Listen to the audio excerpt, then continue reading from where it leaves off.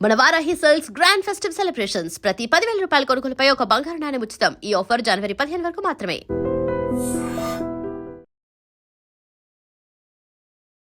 ఈరోజు మీతో కూర్చొని నేను మీ సక్సెస్ గురించో మీ సినిమాల గురించో మాట్లాడాల్సి వస్తే చాలా ఆనందపడేవాడిని. కానీ మీ కష్టాల గురించి మాట్లాడాల్సి వస్తుంది. కానీ కష్టాలు ఎస్వి రంగారావు గారి మనవడు స్థలం కబ్జా చేస్తే ఆయన న్యాయ పోరాటం చేసి అక్కడ గెలవలేక మీడియా ముందుకు వచ్చి తన గోడును వెళ్ళబుచ్చుకోవాల్సిన పొజిషన్ ఎందుకు వచ్చింది? ఒక 30 ఏళ్ళ నుంచి నడుస్తుంది. అతనికి పోలీసులు అంటే భయం లేదు, కోర్టు ఆర్డర్స్ కానీ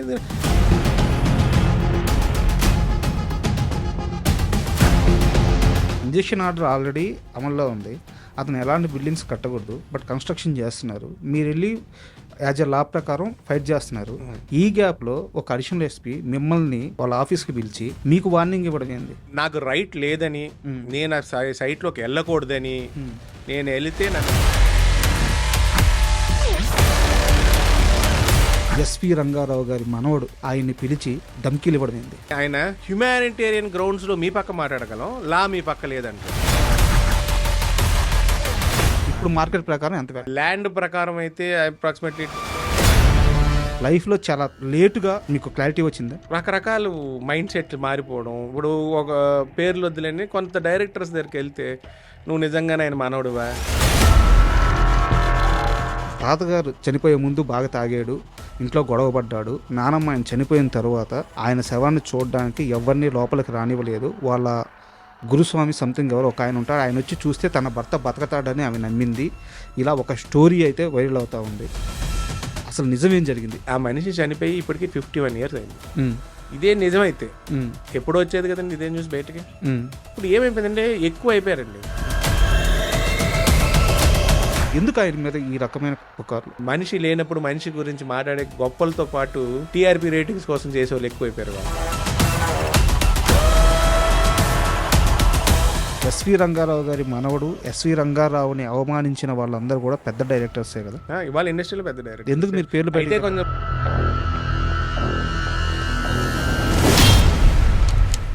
శివాజీ గణేషన్ గారు, తాతగారు, సావిత్రి గారు వీళ్ళందరూ కలిసి ఓ పని చేసేవాళ్ళంటే ఆడికెళ్ళేవారు.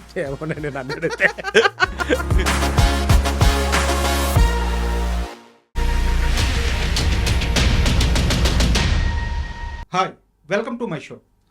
విశ్వ నట చక్రవర్తి ఎస్వి రంగారావు గారు. ఈ పేరుకి ఎన్ని దశాబ్దాలు తర్వాత అయినా సరే పరిచయం అవసరం లేదు. కొన్ని తరాల పాటు ఆయన వేసిన ముద్ర అలాగే ఉంది, రాబోయే తరాలపై కూడా అలాగే ఉంటుంది. ఈరోజు ఆయన మనవడు ఎస్వి రంగారావు గారు, ఆయన పేరు కూడా ఎస్వి రంగారావు గారే, ఈరోజు మనతో ఉన్నారు. అయితే ఎస్వి రంగారావు అనగానే ఆయన మనవడికేమి ఒక పూల పాన్పు, ఒక మంచి ఆస్తిపాస్తి, ఒక మంచి పొజిషన్లో ఉంటారని మీరు అనుకోవచ్చు. బట్ ఆయన లైఫ్లో కొన్ని కష్టాలు ఉన్నాయి. ఆయన కొన్ని కష్టాలని ఎదురెడుతున్నారు. ఈరోజు ఆయన మనతో ఉన్నారు. ఆయన లైఫ్ ఎలా ఉంది, ఎస్వి రంగారావు గారి లెగసీని ఎలా కంటిన్యూ చేస్తున్నారు, ఇలాంటి అన్ని విషయాల్లో తెలుసుకుందాం. సార్ నమస్తే. నమస్తే. ఎస్వి రంగారావు గారు అంటే మనకి దేవుళ్ళు ఉంటారు సార్, శివుడు, బ్రహ్మ, విష్ణువు ఇలా ఉంటారనమాట. త్రిమూర్తుల వాళ్ళని మేము అలా అంటే మనందరం కూడా అలా చూస్తుంటాం. చాలామంది దేవుళ్ళు ఉన్నా కానీ వాళ్ళ ముగ్గురట్ట. ఎంతమంది హీరోలు ఉన్నా, ఎంతమంది స్టార్లు ఉన్నా, ఇప్పుడు నేను చెప్పిన ముగ్గురు దేవుళ్ళ ప్లేస్ ఎలా అయితే ఉంటుందో ఇండస్ట్రీలో ఎస్వి రంగారావు గారి స్థానం అలా ఉంటుంది. అది ఎవరు మ్యాచ్ చేసేది కాదు, మ్యాచ్ చేయబోయేది కాదు, మ్యాచ్ చేయడానికి సాధ్యమయ్యేది కాదు. అలాంటి ఆయన మనవడు మీరు. అంటే ఈరోజు మీతో కూర్చొని నేను మీ సక్సెస్ గురించో మీ సినిమాల గురించో మాట్లాడాల్సి వస్తే చాలా ఆనందపడేవాడిని. కానీ మీ కష్టాల గురించి మాట్లాడాల్సి వస్తుంది. కానీ కష్టాలు ఇస్ పార్ట్ ఆఫ్ లైఫ్ అండి. సో కష్టాలు లేకుండా లైఫ్ ఉంటే లైఫ్లో థ్రిల్లే ఉండదు. So it comes in part of parcel of life. నేను స్ట్రైట్గా పాయింట్కి వస్తున్నాను. మీ స్థలం కబ్జా చేశారు. అవునండి. మీ ప్రెస్ మీట్ పెట్టారు, చెప్పారు. అవును. ఎస్వి రంగారావు గారి మనవడు స్థలం కబ్జా చేస్తే ఆయన న్యాయ పోరాటం చేసి అక్కడ గెలవలేక మీడియా ముందుకు వచ్చి తన గోడును వెళ్ళబుచ్చుకోవాల్సిన అంత దుర్దితి, అంత పొజిషన్ ఎందుకు వచ్చింది? ఇది ఇవాళ నిన్న స్టార్ట్ అయింది కదండి. ఒక 30 ఏళ్ళ నుంచి నడుస్తుంది. ఇవాళ ఫ్రెష్గా స్టార్ట్ అయిన ఇష్యూ కాదు. ఒక 30 years బ్యాక్ అంటే నేను ఇంకా చిన్న పిల్లడుగా ఉన్నప్పుడు మా మేనత్త రెంట్కి ఇవ్వడం జరిగింది. అక్కడి నుంచి జరిగిన పరిణామాలతో ఇదండి. మనం డీటెయిల్గా ఫుల్గా వెళ్తే అది చెప్పుకుంటూ పోవాల్సిందే. లేదు, నేను చెప్తాను, నాకు తెలిసింది. ఎంత స్థలం, ఎన్ని అంటున్నారు? 446 గజాలని 1966. 1966లో తాతగారు ఆ స్థలాన్ని కొన్నారు. తర్వాత దాన్ని 95లో కిరాయికి ఇచ్చారు. అవునండి. 98 వరకు వాళ్ళు రెంట్ కట్టారు. 98 నుంచి వాళ్ళు రెంట్ కట్టడం మానేశారు. 2002లో వాళ్ళు కోర్టుకు వెళ్ళి మీకు కాదండి. 96లో రెంట్కి ఇవ్వడం జరిగిందండి. 97 వరకు రెంట్ తర్వాత కట్టట్లేదని మా అత్తయ్య కేసు వేశారు. 98లో కేసు వేశారు. ప్రొలాంగ్ కేసు రన్ చేశాక 2002లో ప్రాపర్టీని వెకేట్ చేసి బాకీలన్నీ కట్టమని కోర్టు ఆర్డర్ ఇచ్చింది. ఆర్డర్ని హైకోర్టులో అతను ఛాలెంజ్ చేశాడు. కోర్టు 5,000 రూపీస్ మంత్లీ మెయింటెనెన్స్ కోర్టులో డిపాజిట్ చేయమని అప్పటి నుంచి ఇవాళకి కడుతున్నాడు. అది అతనే అక్సెప్ట్ చేశాడు. ఒక సివిల్ సూట్లో, నేను వేసిన ఒక సివిల్ సూట్లో అతనే క్లియర్గా అక్సెప్ట్ చేశాడు, నేను ఇవాళకి రెంట్ కడుతున్నాను అని. ఓ పక్క ఆ వాదన తీసుకుంటాడు.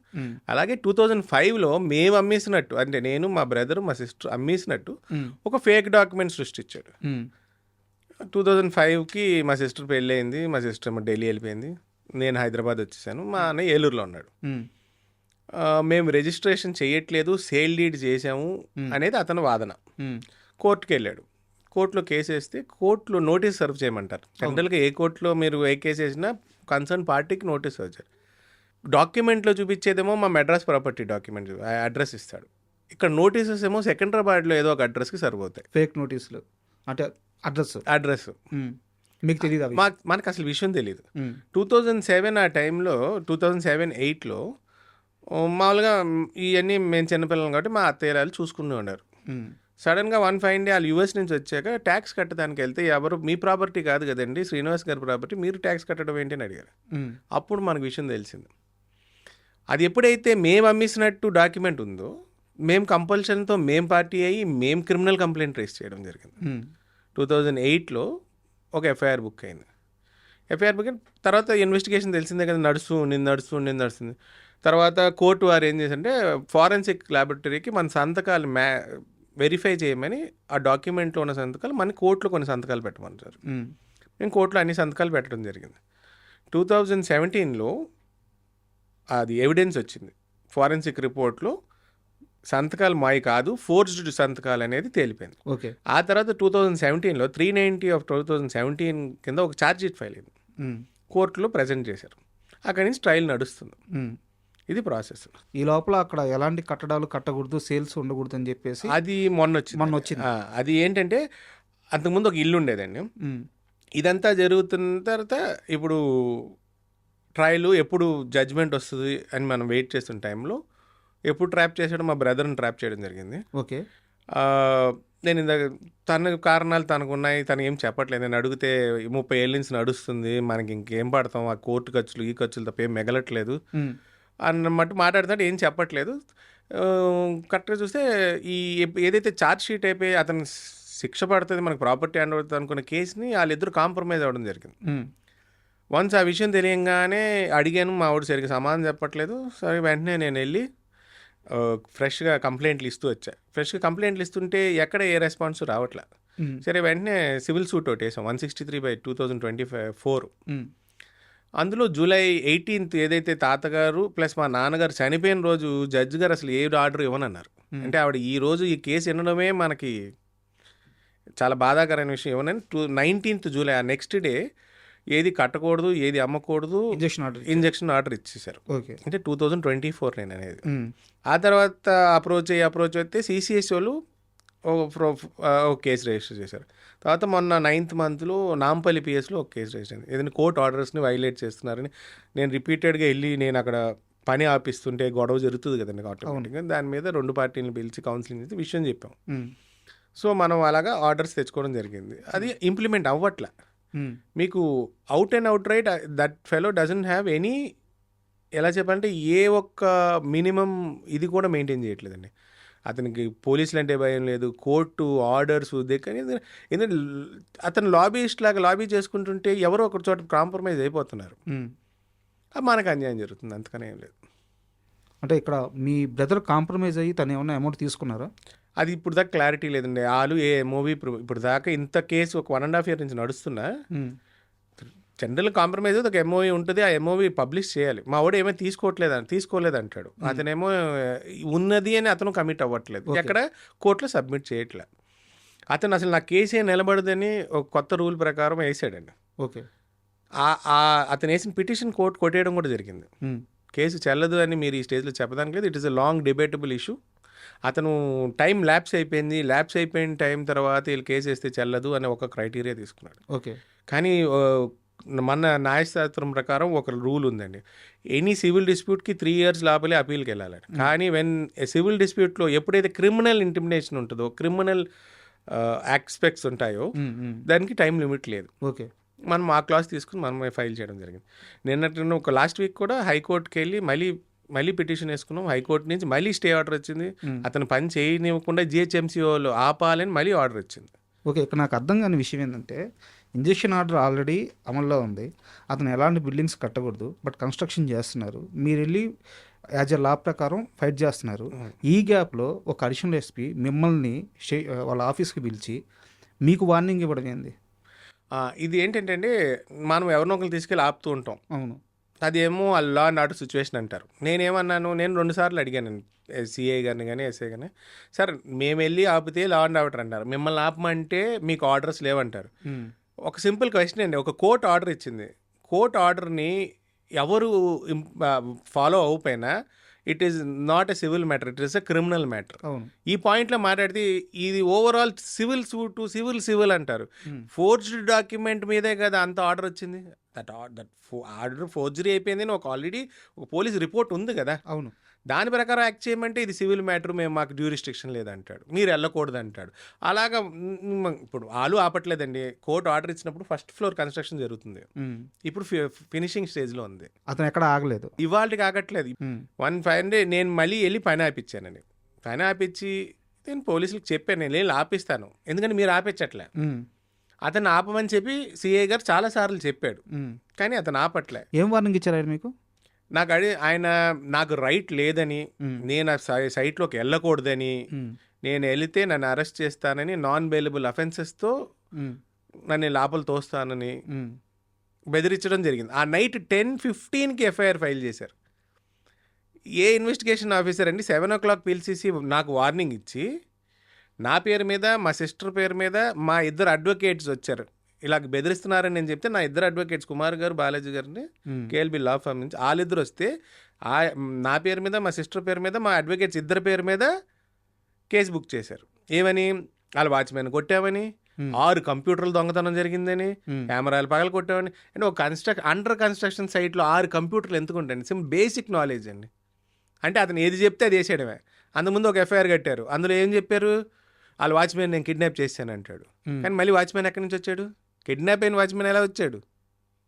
ఇదే నేను బోర్డు పెట్టానండి, ఈ ప్రాపర్టీ మీద కేసు నడుస్తుంది, ఎవరు ఏమారిపోకూడదని బోర్డు పెట్టి OS number court case number వేసి బోర్డు పెడితే ఆ బోర్డు దొంగలింది. ఎవరు దొంగతనం చేస్తాడు? అతనే తీసేస్తాడుగా. నేను కేసు పెట్టా. దానికి నాకు చిన్న ఏమంటారు ఒక నంబర్ ఇచ్చారు కేసు. తర్వాత అది సివిల్ మ్యాటర్ అంటారు. పేపర్ యాడ్ ఇచ్చారు మీరు ఎప్పుడన్నా? ఆల్రెడీ పేపర్ యాడ్ ఉంది, రిజిస్టర్ ఆఫీస్కి నోటీస్ ఇచ్చాం. ఇంకా రీసెంట్గా ఇంకా ఏ దారి అయ్యాక మనం ప్రెస్ మీట్ పెట్టాం. ఇప్పుడు మీరు ప్రెస్ మీట్ పెట్టిన తర్వాత డిపార్ట్మెంట్ నుంచి మిమ్మల్ని ఎవరైనా కన్సల్ట్ చేశారా? నాకు ఒక ఏసీపీ గారు ఒక ఆయన ఫోన్ చేశారు స్పెషల్ బ్రాంచ్ నుంచి. నాకు పేరు కూడా పెద్ద గుర్తులేదు. ఆయన నెక్స్ట్ డే అనే చేశారు. వాళ్ళు ఇచ్చాం, నెక్స్ట్ డే మార్నింగ్ చేశారు. ఏం జరిగిందని గారు చెప్పాను అని డీటెయిల్స్ ఇచ్చాను. ఓకే. నేను ఈ వీక్లో మన 29th కూడా ప్రజావాణిలో పెట్టాము, డిఐజీకి లెటర్ పంపాము. అందరు అన్ని నంబర్స్ అవుతున్నాయి. రియాక్షన్ ఎప్పటికి వస్తుందో తెలియదు. కానీ నా బేసిక్ డౌట్ ఏంటంటే, అదే ఇప్పుడు నేనున్నాను ఒక కామన్ మ్యాన్ని, మా కెమెరామ్యాన్ ఉన్నాడు ఒక కామన్ మ్యాన్. మాలాంటి వాళ్ళు ఇలాంటి ఇష్యూ మీద సొసైటీతో, లాతో, సిస్టంతో ఫైట్ చేస్తున్నాము 30 ఏళ్ళుగా అంటే ఒక అర్థం పర్థం ఉంది. సో మాకు తెలియదు, మాకు బ్యాక్గ్రౌండ్ లేదు. ఎస్వి రంగారావు గారి మనవడు ఆయన్ని పిలిచి ధమ్కీలు ఇవ్వడం ఏంది? నేను అదే చెప్తానండి. నేను ఇప్పుడు ప్రెస్ మీట్ పెట్టడానికి అప్పుడు దాకా ఎక్కడైనా వెళ్ళామనుకోండి, ఆయన ధమ్కి ఇవ్వడంలో కూడా అంటే మెచ్యూర్డ్ ఆఫీసర్ అంటారు సరే, రేపు మాపు రిటైర్ అవుతాడేమో అనుకుంటున్నా. చాలా సింపుల్ అండి. ఆయన ఏమండి హ్యుమానిటేరియన్ గ్రౌండ్స్లో మీ పక్క మాట్లాడగలం, లా మీ పక్క లేదంటాడు. లా మా పక్క లేకపోవడం ఏంటండి? వాళ్ళు ఒక సిసిఎస్ పోలీసు వాళ్ళు ఆల్రెడీ ఒక ఛార్జ్ షీట్ ఫైల్ అయింది, అది కాంప్రమైజ్డ్, అది ఎలా క్యాన్సిల్ అయింది, స్క్వాష్ అయింది? Out of compromise, out of court compromise అనే ఒక పదం ఉంది. అవి ఏమి చూపించినా ఆయన మాట్లాడట్లే. లా ప్రకారం మీకు రైట్ లేదంటాడు. అప్పుడు లా ప్రకారం ఆయనకి రైట్ లేదు, ఆయన పని చేయకపోతే నేను వెళ్ళను కదండి. కోర్టు డిసైడ్ చేస్తుంది కదా రేపో మాపో. అవును, నాకు clear pictures, photographs, time stamped photographs ఉన్నాయండి. అసలు చాలా సింపుల్ లాజిక్. ఆయన నన్ను పిలిచి మాట్లాడేప్పటికి ఆయనకి నా తరపు లాయర్లు ఎటు వచ్చారో కూడా తెలియదు. ఇద్దరు వస్తే ఇద్దరిలో మా తరపు ఒకడు అతని తరపు ఒకడు అనుకుంటున్నాడు ఆఫీసర్. ఆయనకి బ్లంట్గా విషయం తెలియదు. మరి అవుట్ ఆఫ్ ఆయన మాయ మాటలు చెప్పాడో, లేకపోతే ఆయన సుపీరియర్స్కి చెప్పడం వలన ఈయన వచ్చాడు, లేకపోతే ఇంకా అదర్ ఏదో జరిగినాయో తెలియదు. ఆయనకి అసలు మనకి మాట్లాడే ఛాన్స్ ఇవ్వకపోతే మనం ఏం చెప్తాం? మీ బ్రదర్ అటు వస్తున్నాడమ్మా, నువ్వు వెళ్ళడానికి వీలేదు. మా బ్రదరే అసలు ఆల్రెడీ అలా అనుకుంటే మేమందరం కలిసి కదా ఫస్ట్ ఫోర్జరీ కేసు వేసింది. అవును, ఒకరైతే సరిపోదు కదా, కాంప్రమైజ్ అయితే అవ్వదు కదా. సరిపోదు. అవును, ఆ కాంప్రమైజ్ అయిన దాని గురించి ఆయన అసలు వినట్లేదు కదా. ఆయన ఏమన్నాడు? హ్యుమానిటేరియన్ గ్రౌండ్స్, లేకపోతే మీ వంక నేను సింపథైజ్ చేయగలను కానీ నువ్వు సైట్లోకి వెళ్తే కుదరదు. ఆయన పట్టుపట్టి నైట్ 10-15 ఎందుకండి ఎఫ్ఐఆర్ కట్టించాలి? ఇన్వెస్టిగేషన్ చేసుకోవాలి కదా. నాకు డౌట్. సో ఇప్పుడు ఆయన చెప్పే లెక్క ప్రకారం, లా అండ్ ఆర్డర్ ప్రకారం మీరు అక్కడికి వెళ్తే గొడవలు అవుతున్నాయి కాబట్టి మీరు వెళ్ళకూడదు, ఆపారు. సో అది ఆయన డ్యూటీ, దాన్ని నేను అగ్రీ చేస్తాను. బట్ కోర్టు ఆర్డరు ఉన్నప్పుడు కన్స్ట్రక్షన్ జరగకూడదు కదా. ఫస్ట్ ఫ్లోర్ నుంచి 5th ఫ్లోర్కి పోతుంది కదా. ఫస్ట్ ఫ్లోర్ 5th ఫ్లోర్ కదండి, ఇల్లీగల్గా ఒక ఫ్లోర్ 6th ఫ్లోర్లో కూడా ఉంది. మరి ఆ కన్స్ట్రక్షన్ ఆపే బాధ్యత ఎవరిది? వాళ్ళది కాదంటండి. మేము కోర్టు నుంచి వాళ్ళకి డైరెక్షన్ ఇప్పించాలంటే ఆపకూడదని. నేనన్నా కోర్టు ఆర్డర్స్ని ఇంప్లిమెంట్ చేయడానికి, ఒక కోర్టు ఆర్డర్ ఇచ్చాక ఇంప్లిమెంట్ చేయడానికి కోర్టు మీకు వాళ్ళకంటే స్పెసిఫిక్గా ఇన్వాల్వ్ అవ్వండి, వెళ్ళి ఆపించండి అని ఆర్డర్ ఇవ్వాలంట. మనం కోర్టులో ఆర్డర్స్ వచ్చినాయండి, ఆర్డర్స్ ఫాలో అవ్వట్లేదని కంటెంప్ట్ కేసు వేసామండి. అడ్వకేట్ జనరల్ని వేసి మొత్తం రికార్డ్ చేయించమనండి. జిహెచ్ఎంసీకి వెళ్ళి కంప్లైంట్లు పెడితే వాళ్ళు నోటీసులు సర్వ్ చేశారండి. ఏది సెట్ బ్యాక్స్ వైలేషన్ జరుగుతుంది, పని జరగకూడని కోర్టు ఆర్డర్ ఉంది, మీరు చేస్తున్నారని. 5 ఆర్డర్స్ వచ్చాక ఆడేం చేశాడు? జూనియర్ కోర్టుకి వెళ్ళాడు. నాకు ఆల్రెడీ ఏంటిది జెన్యూన్ పర్మిషన్ ఉంది, జిహెచ్ఎంసీ వాళ్ళు కావాలని ఇబ్బంది పెడుతున్నారని. అక్కడెక్కడ మన పేరు చూపించాడు. అతను ఆల్రెడీ కోర్టుల్లో తిరిగే ఒక మనిషి అండి. అతని కేసులు లేకపోతే అతనికి నిద్ర పట్టదు. 16 కేసులు ఉన్నాయండి, 16 ఇటువంటి కేసులే. ఆల్రెడీ ఒక ఆసిఫ్ నగర్లో ఒక బిల్డింగ్ ఇలాగే కడతానని జనం దగ్గర డబ్బులు తీసేసుకున్నాడు, బ్యాంకుల దగ్గర డబ్బులు తీసేసుకున్నాడు. సిబిఐ కేసులో ఛార్జ్ షీట్ ఫైల్ అయ్యి అతను సెంటెన్స్ అయితే బెయిల్ మీద ఉన్నాడు. కన్విక్ట్ అయ్యి బెయిల్ మీద తిరుగుతున్నాడు. అలాంటి మనిషికి ఆనంద్ అనే అడిషనల్ డీసీపీ ఎలాగా వంత పడతాడు? మన మాట అయినట్లు అరుస్తున్నాడు. నేను ఆ రోజు చెప్పాను, కేసులు పెట్టుకుంటే పెట్టుకోన్నా, ఏమైపోతుంది? ఇప్పుడు ఉన్నాయి 2 ఉన్నాయి. మన రిట్లు వేసుకుంటున్నాం, మనం కోర్టులో ఛాలెంజ్ చేసుకుంటాం అండి. ఏమవుతుంది? ఆయన వేసుకుంటాడండి. Everything is a counter case అండి. నేను కంప్లైంట్లు పెట్టాను, ఆయన కన్స్ట్రక్షన్ చేస్తున్నాడు, కోర్టు ఆర్డర్ని వైలేట్ చేస్తున్నాడు, నేను ఇన్నిసార్లు తిరుగుతుంటే 1.5 year నుంచి నా దగ్గర రిసిప్ట్స్ ఉన్నాయండి నేను ఇచ్చిన కంప్లైంట్లకి. అంటే ఇంత ఫైట్ చేస్తున్నారు. తెలుగు సినిమా ఇండస్ట్రీలో ఇంతమంది పెద్ద పెద్ద స్టార్లు ఉన్నారు, మన తెలుగు రాష్ట్రాల్లో ఇంతమంది పెద్ద పొలిటీషియన్లు ఉన్నారు. వీళ్ళందరికీ ఎస్వీఆర్ అంటే అభిమానం ఉంటుంది, ఆ గౌరవం ఉంటుంది. ఆయన మనవడు ఇంత కష్టపడుతున్నాడని ఈ విషయాన్ని మీరు ఎవరి దగ్గరికి తీసుకెళ్లేదా? ఎవరి దగ్గర నుంచి మీకు సపోర్ట్ రాలేదా? నేను ఎవరికి చెప్పలేదండి. నేను లీగల్ సిస్టమ్ మీద నాకున్న నమ్మకంతో నేను నా ఓన్ బ్యాటిల్ నేను ఫైట్ చేస్తున్నాను. ఎక్కడికి వెళ్ళినా ఏముంటుంది, మీ అన్నయ్య కాంప్రమైజ్ అయిపోయాడు కదా, అతను ఎందుకు అయ్యాడు అనేది ఇవాళకి ఒక మిస్టరీ మా ఫ్యామిలీకి. ఓకే, ఎవరికి తెలియదు. అతను చెప్పేది మాటకి ఇతను చెప్పే మాటకి ఏది సంబంధం ఉండదు. సో మన ఫైటింగ్ మనం చేసుకోవాలండి. ఇంకా తాతగారు ఎంత కొన్నారు, ఇప్పుడు మార్కెట్ ప్రకారం ఎంత? ఐడియా లేదండి. ఆయన ఎంత కొన్నారు? 66 కదండి. విన్ ఫ్యూ థౌజండ్స్, 30,000 40,000 ఉంటుంది. ల్యాండ్ ప్రకారం అయితే అప్రాక్సిమేట్లీ 10-12 crores ఉంటుందండి. నేను మొన్న చూసిన దానిలో అతను ఇంకా కన్స్ట్రక్షన్ చేయకుండా ఒక ఫ్లాట్ అమ్మాడండి ఫర్ 1,60,00,000 రిసిప్ట్. ఒక అతను డాక్టర్ గారు కొనుక్కుని ఆయన చూపించారు రిసిప్ట్. ఇప్పుడు అక్కడ కొంటున్న వాళ్ళంతా వాళ్ళు కూడా మోసపోయినట్టే కదా. నేను ఆయనకి చెప్పానండి. ఇప్పుడు నాకు ఒక క్లయింట్ తెలిసాడు, వాళ్ళ దగ్గర మోసపోయిన ఒక మనిషికి నాకు కనిపించాడు, ఒక డాక్టర్ గారు. ఆయన పోలీస్ స్టేషన్కి వచ్చాడు. ఇది ఎంత ఎప్పుడు జరిగింది? నేను అక్కడికి వెళ్ళి గొడవ చేయడం, బోర్డులు పెట్టడం, బ్యానర్లు కట్టడం. సో ఆ ఏరియాలో ఏదో జరుగుతుందని వాళ్ళ బంధువులు ఫోన్ చేసి చెప్పారు, అక్కడికి వచ్చాడు, స్టేషన్కి వచ్చాడు. కానీ అతని ప్రాబ్లం ఏంటి? అతను 50 లక్షల రూపాయలు అడ్వాన్స్ ఇచ్చాడు, పేమెంట్ చేసేసాడు. అతను 50 లక్షలు పేమెంట్ చేశాడు. కానీ ఇది ఆల్రెడీ ఫ్రాడ్స్టర్ కదా, 20 లక్షలకి రిసిప్ట్ ఇచ్చాడు. అదేంటి? మరి వాళ్ళ వర్షన్ అంతే. 20 లక్షలకైతే రిసిప్ట్ ఉంది. అమ్మకూడదని కోర్టు ఆర్డర్స్ ఉందండి. ఉమ్, లాస్ట్ ఇయర్ జూలై 19th ఉన్న ఆర్డర్స్కి మార్చ్ ఆఫ్ దిస్ ఇయర్ అమ్మాడు అతను. ఉమ్, మీరు అంటే మాకెలా తెలుస్తుంది సార్ అంటే, మీరు ఇంత చెప్తున్నారు. ఇదే ప్రాపర్టీని 2 ముక్కలు చేశాడు ఆయన. ఓకే. సొంతంగా ఒక కంపెనీ ఫ్లోట్ చేశాడు. ఉమ్, ఆ కంపెనీకి ఇదే 446 గజలు 223 చొప్పున 2 ముక్కలుగా రిజిస్టర్ చేశాడు. ఏది ఎప్పుడైతే ఛార్జ్ షీట్ ఫైల్ ఏం చేశారో 2017 ఆ ఇయర్. మనకి ఛార్జ్ షీట్ ఫైల్ అయిపోతుంది, మనం ఇబ్బంది పడతామని మరి ఇంటర్నల్ ఇన్ఫర్మేషన్ ఏదో లీక్ అయిందో లేకపోతే అయ్యాక చేశాడో 2 ముక్కలు చేశాడు ఆయన. 2 ముక్కలు చేసి దీన్ని తీసుకెళ్ళి ఒక బ్యాంకులో ఒక డాక్యుమెంట్ తనఖా పెట్టాడు ఆయన. ఓకే. 5 కోట్లకి తనఖా పెట్టాడు. తన అవసరాలు. తన అవసరాలు ఇన్వెస్ట్మెంట్. అదే.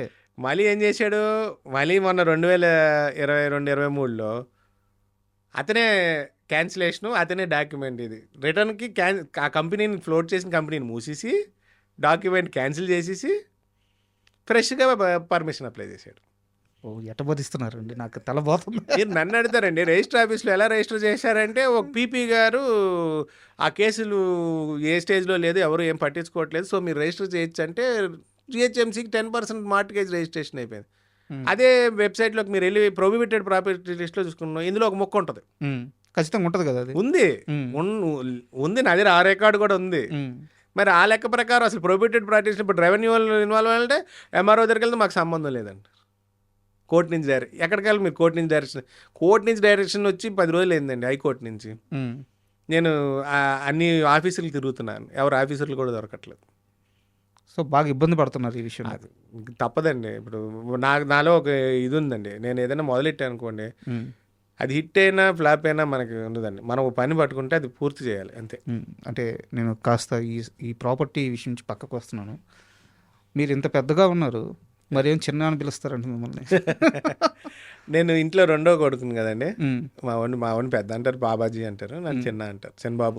మీ కటౌట్కే పిలుపుకి అసలు సంబంధమే లేకుండా. చిన్నప్పుడు మరి తెలియలేదు. అది ఇంట్లో ముద్దు పేరేలే, అలా వాడకం పేరు కూడా అయిపోయింది. చాలా మందికి మా తాతయ్య గారు పేరు పెట్టారు కాబట్టి అవుట్ ఆఫ్ రెస్పెక్ట్ నన్ను చిన్నానే ఎక్కువ మంది పిలుస్తారు. నేను ఓపెన్గా ఒక క్వశ్చన్ అడుగుతాను, నో ప్రాబ్లం. మీరు బాధపడ్డా పర్లేదు, కానీ నేను అడుగుతాను. నేను ముందే చెప్పాను, నో ప్రాబ్లం. 2014-15 ఆ టైంలో నేను ఎఫ్బీలో మిమ్మల్ని ఫాలో అయ్యేవాడిని, ఫేస్బుక్లో. ఆ టైంలో కనిపించిన ఎస్వి రంగారావుకి ఇప్పుడు నా ఎదురుగా కూర్చొని కనిపిస్తున్న ఎస్వి రంగారావుకి చాలా తేడా కనిపిస్తుంది. ఒక కమిట్మెంట్ కనిపిస్తుంది, ఒక క్లారిటీ వచ్చింది. మాట్లాడే విధానంలో కానీ, లైఫ్ని లీడ్ చేసే విధానంలో కానీ, ఎదుటి మనిషిని చూసే విధానంలో కానీ చాలా మెచ్యూర్గా కనిపిస్తున్నారు. ఓకే.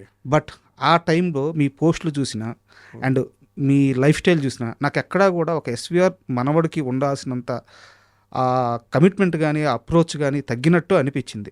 లైఫ్లో చాలా లేటుగా మీకు క్లారిటీ వచ్చిందా? అలా చెప్తే దానికి 2-3 రకాలు ఉన్నాయండి. అంటే నా అబ్జర్వేషన్ కరెక్ట్ అయినా ఒప్పుకుంటారు? నేను ఒప్పుకుంటున్నాను. నేను అప్పుడులో చాలా మిస్టేక్స్ చేశానండి. మీకు చాలా సింపుల్ లాజిక్, అది చెప్తే ఏంటి ఇది ఎలా చెప్పుకుంటున్నాడు అనుకున్నట్టు. నాకు 7 ఏళ్ళ వయసు ఉన్నప్పుడు మా పేరెంట్స్ చనిపోయారు, మదర్ ఫాదర్. అక్కడి నుంచి నాన్నమ్మ మావయ్యలు పెంచారు. స్టెప్ బై స్టెప్ ఎక్కడ మాకు ఇంకోటి ఉంటుంది, ఏదన్నా మా అన్నయ్య మాట వినాలి, మా అన్నయ్య చిన్నోడుగా నువ్వు రిలాక్స్డ్గా ఉండు. తర్వాత కొన్ని ఏమంటారు అన్వాంటెడ్ ఫ్రెండ్షిప్స్, ఏదో ఒక ట్రాక్లోకి వెళ్తాము, ఆ ట్రాక్ డిస్టర్బ్ అవ్వడం, అలాగా కొంత ఫ్యామిలీ ప్రాబ్లమ్స్, ఇలాగే ప్రాపర్టీస్ డిస్ప్యూట్స్ అని ఇదని అదని, ఇదంతా ఒక పక్క అండి. ఇదంతా ఒక రాంగ్ ఫ్రెండ్షిప్స్, రాంగ్ ట్రాక్, నీకేంట్రా తక్కువ అంటే అది. కానీ లోపల నాకు ఒక భయం కూడా ఉండేదండి. మన తాతయ్య గారు అంత పెద్ద ఆర్టిస్ట్, మనం ఎలా నిలబడాలి ఏంటి, మనకు ఒక ఏమంటారు ఒక ట్రాక్ సెట్ చేసుకునేప్పటికీ ఇంటి దగ్గర ఏదో ఒక ఇష్యూ రావడం, అక్కడికి వెళ్ళిపోయాక ఇంట్రెస్ట్ కొంత పోవడం, మళ్ళీ ఇంట్రెస్ట్ తీసుకుని మళ్ళీ ఒక 6 నెలలు మళ్ళీ ట్రాక్లోకి వెళ్ళి మళ్ళీ అన్నది. అలాగే చాలామంది మా ఇంట్లోనే ఉండి ఇవాళ పెద్ద పెద్ద టెక్నీషియన్స్, కెమెరామెన్లు చాలామంది ఉన్నారు. ఇంకా వాళ్ళందరినీ అంకుల్ అని పిలుస్తుంది. కొంత డెస్పరేషన్ వచ్చిందండి. వీళ్ళందరినీ తిరుగుతున్నాం, ఎంతమంది ఉన్నారు, ఎంతమంది చదువుకున్న స్కూల్లో క్లాస్మేట్స్, ఫ్రెండ్స్, సీనియర్స్ అందరూ సినిమా వాళ్ళే, ఎవడో ఒకటి మనకి ఛాన్స్ ఇవ్వడా ఇదా అని ఒక యాంగిల్లో ఉండేది. కానీ తిరుగుతుంటే కొన్ని ఈవెంట్స్ జరుగుతాయి సార్, దాంట్లో వచ్చిన ఒక వెక్సేషను, అలాగే రకరకాలు మైండ్ సెట్లు మారిపోవడం. ఇప్పుడు ఒక పేర్లు వద్దులేండి, కొంత డైరెక్టర్స్ దగ్గరికి వెళ్తే నువ్వు నిజంగానే ఆయన మనవడువా అని ఒకరు. ఈ తరం డైరెక్టర్లు నేను చెప్పేది, పాత తరం కాదు. ప్రూఫ్స్ కావాలా వాళ్ళకి? ఏం చెప్పనండి, ప్రూఫ్స్ కావాలంట. మొన్న ఎవడో వచ్చాడు, మీ పేరు చెప్పాడు, మీ తాత పేరు చెప్పాడు. సరే అండి, ఆయనతో సినిమా చేసుకోమన్నా. ఇంకో ప్రముఖ డైరెక్టర్ దగ్గర వెళ్తే మీ తాతగారులాగా గెటప్స్ వేసుకురండి అప్పుడు చూద్దాం అన్నారు. ఇలా కొంత మనకి మైండ్ సెట్ మారుతుంటుంది. సో అలా కొంతమంది డైరెక్టర్స్ని, ఫ్రెండ్స్ని నమ్మి కొన్ని ప్రాజెక్ట్స్ చేశా. ఆ ప్రాజెక్ట్స్ మనకు చెప్పిన కథకి వచ్చిన అవుట్పుట్కి కూడా అలా దెబ్బలు తగిలి ఒక లాంగ్ బ్రేక్ తీసుకుందాం తీసుకున్నా. ఇప్పుడు ఆల్మోస్ట్ 10 years అయిపోయింది నేను మేకప్ వేసి సెకండ్ సినిమా చేసి. కానీ ఈ తర్వాత మా మావయ్య ఎమ్మెల్యే అవ్వడం, అక్కడ జనాలను కలవడం, డైలీ ఒక మనిషిని, ఒక 100 మనిషిని కలుస్తుండేవాడిని. సో చాలా డిఫరెంట్ కైండ్ ఆఫ్ కల్చరు, చాలా డిఫరెంట్ పాయింట్స్లో మనకి ఎక్స్పోజర్ దొరికింది.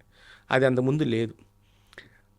ఇవాళకి మావయ్య ఎమ్మెల్యేనే, కానీ ఆ 4 years నేను అక్కడ ఉన్నాను చూసారా. ఆ తర్వాత ఆ మావయ్య చనిపోవడం, ఆ తర్వాత మనం మొత్తం మళ్ళీ డిస్టర్బ్ అంటే ఎప్పటికప్పుడు మన జీవితం తలకిందలు అయిపోతుంది. మళ్ళీ తలకిందలు అయిపోయింది.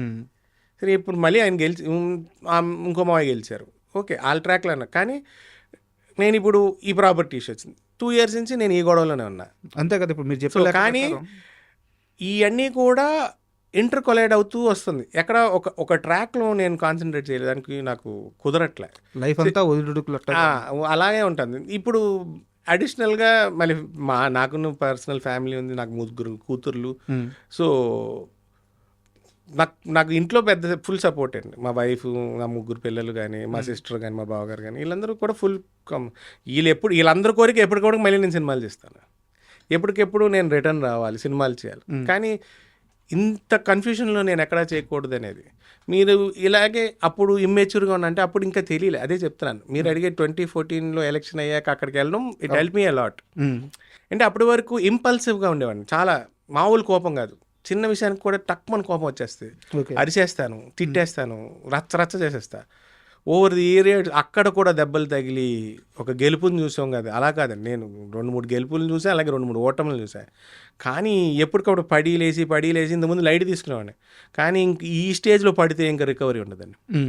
So I become more matured. కోపాన్ని తగ్గించుకున్నాను with help of the family. Basically నాకు మా ఆవిడ కానీ, మా సిస్టర్, మా బావ, వీళ్ళందరూ కూడా సరే పిల్లలు ఎలా గివ్స్ యూ జాయ్.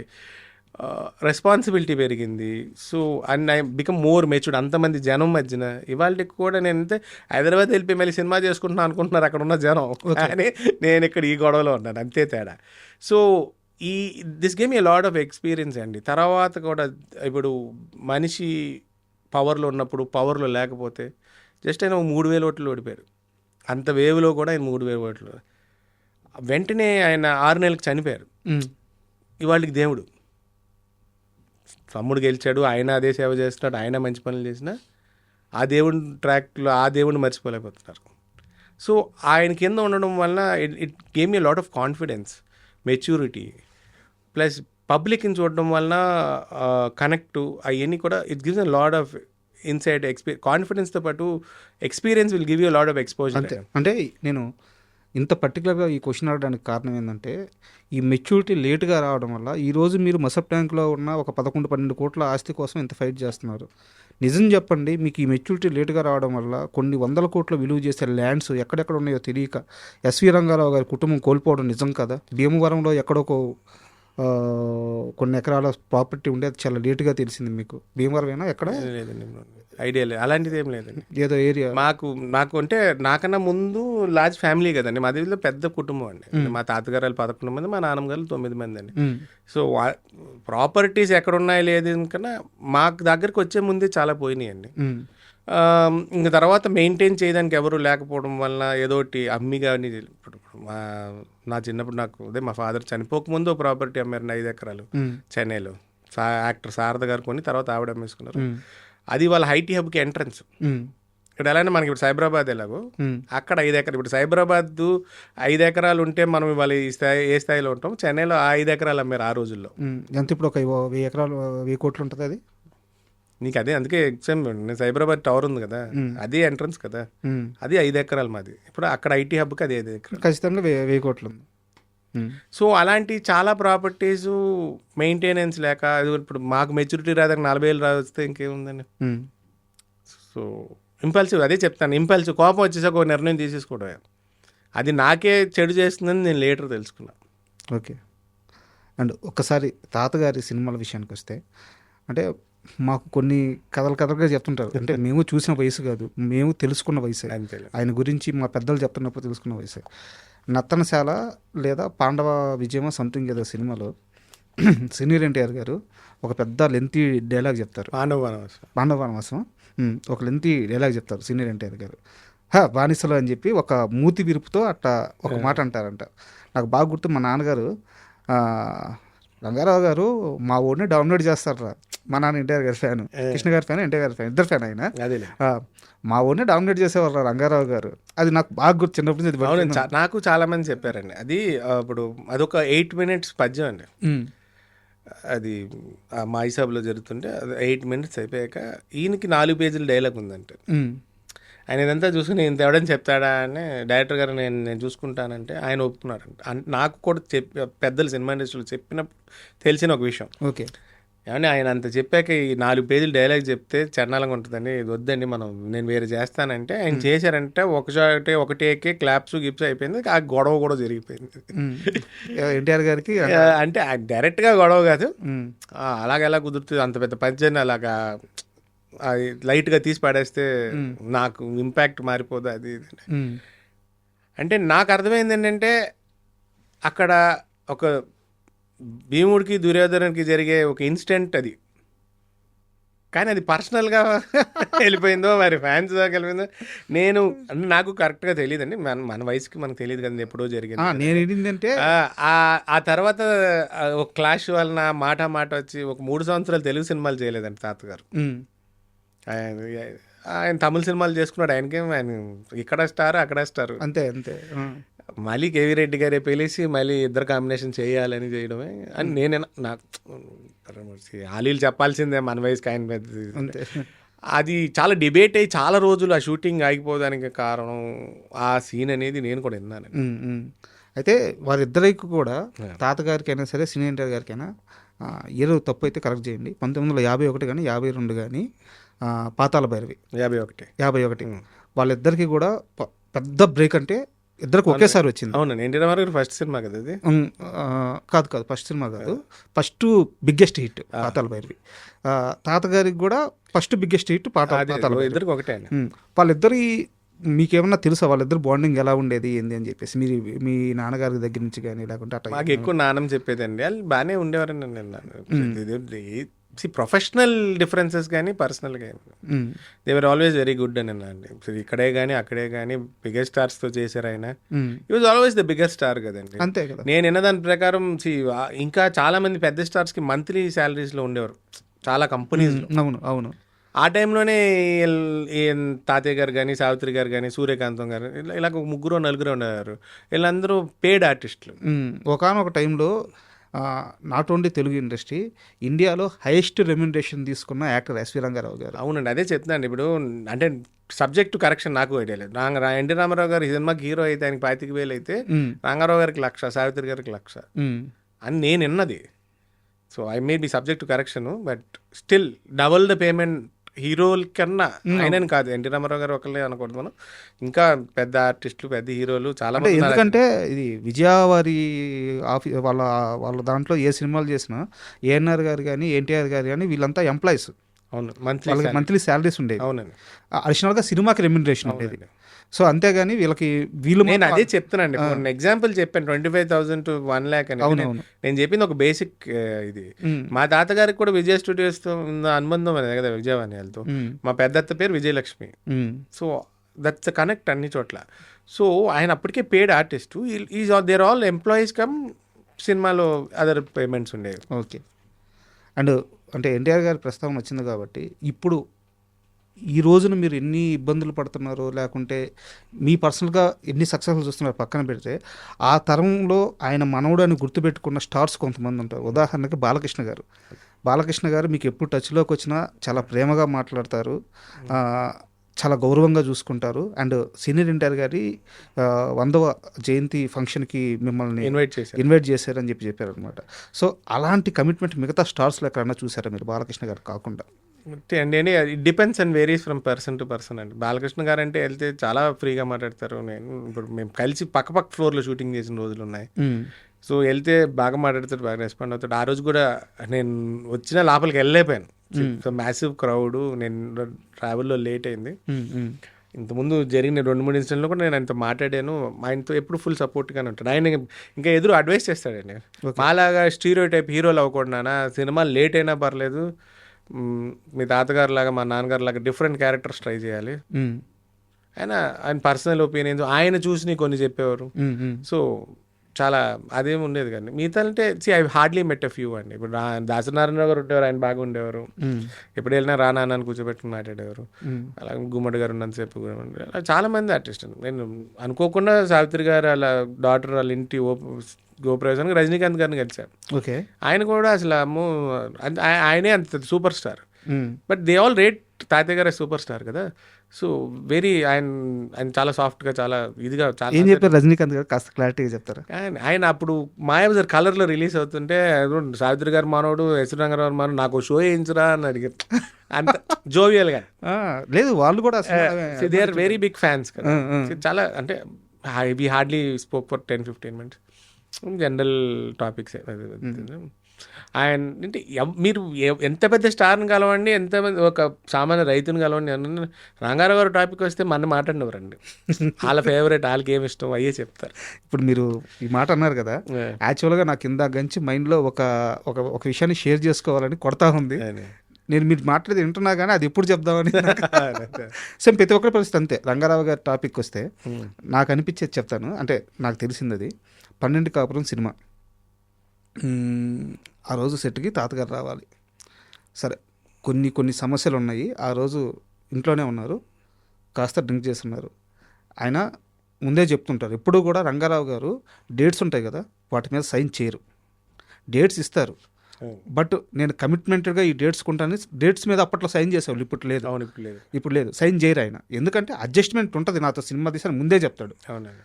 సో ఆ రోజు రాలా ఎవరు, తాతగారు ఎస్ రంగారావు గారు ఆ రోజు రాలా.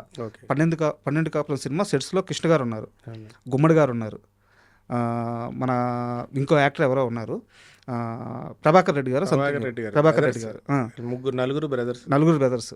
లేదు, తీసుకురాపోండి సార్ని, తీసుకురాపోండి కృష్ణ గారు పంపించారు. వచ్చి నేను చేయలేనని చెప్పి వెళ్ళిపోయారు. ఎస్వి రంగారావు గారు కృష్ణ గారికే చెప్పి వెళ్ళిపోయారు. మన గుమ్మడి గారు ఉండి, సార్ ఇదంతా నేను చదివింది వినిందే, గుమ్మడి గారు ఉండి ఎందుకు మనం ఇలా ఈ ఆర్టిస్ట్తో భరించడం, మనం రీప్లేస్కి వెళ్ళిపోవచ్చు కదా అని చెప్పి గుమ్మడి గారు సలహా ఇచ్చారంట కృష్ణ గారు. కృష్ణ గారు ఉండి ఆ క్యారెక్టర్ని చేస్తే ఆయన మాత్రమే చేయగలడు, ఇంక ఎవ్వరూ చేయలేరు, రేపు చేద్దామని చెప్పి ఆగారంట. తర్వాత రోజు ఎస్విఆర్ గారికి ఈ విషయం తెలిసిందంట. తెలిస్తే కృష్ణ గారిని, ఆయన పర్సనల్ మేకప్ మ్యాన్ని, వీళ్ళందరినీ పిలిపించి ఆ మేకప్ మ్యాన్కే ఫోన్ చేస్తారంట కృష్ణని తీసుకొని రమ్మని చెప్పేసి. ఆ మేకప్ మ్యాన్ ఇదంతా చెప్పింది. ఇది ఎవరో రాసిందో ఎవరో వీడియో చేసిందో కాదు, ఆ మేకప్ మ్యాన్ చెప్పిన పదాలు ఇప్పుడు నేను మీకు చెప్తున్నాను. వెళ్ళి చూస్తే ఇప్పుడు దాకా ఉన్న రష్ చూశారు కదా, ఇకపైన ఎస్విఆర్ విజృంభిస్తే, ఎస్విఆర్ తలుచుకుంటే ఎలాంటి అవుట్పుట్ వస్తుందో కృష్ణ నువ్వు చూస్తావు అని చెప్పి ఆ సినిమా మొత్తం యాక్ట్ చేస్తే ముందే చెప్పారంట, కృష్ణ ఈ సినిమా రిలీజ్ అయిన తర్వాత నీ గురించి కానీ, డైరెక్టర్ గురించి కానీ, ఇంకొకరి గురించి కానీ ఎవరు మాట్లాడుకోరు, ఓన్లీ ఎస్విఆర్ గురించే మాట్లాడుకుంటారు చూడు అని చెప్పి ఛాలెంజ్ చేసి ఆ సినిమా రిలీజ్ అయితే ఎస్విఆర్ గారు మొత్తం క్రెడిట్ అంతా కొట్టేశారు.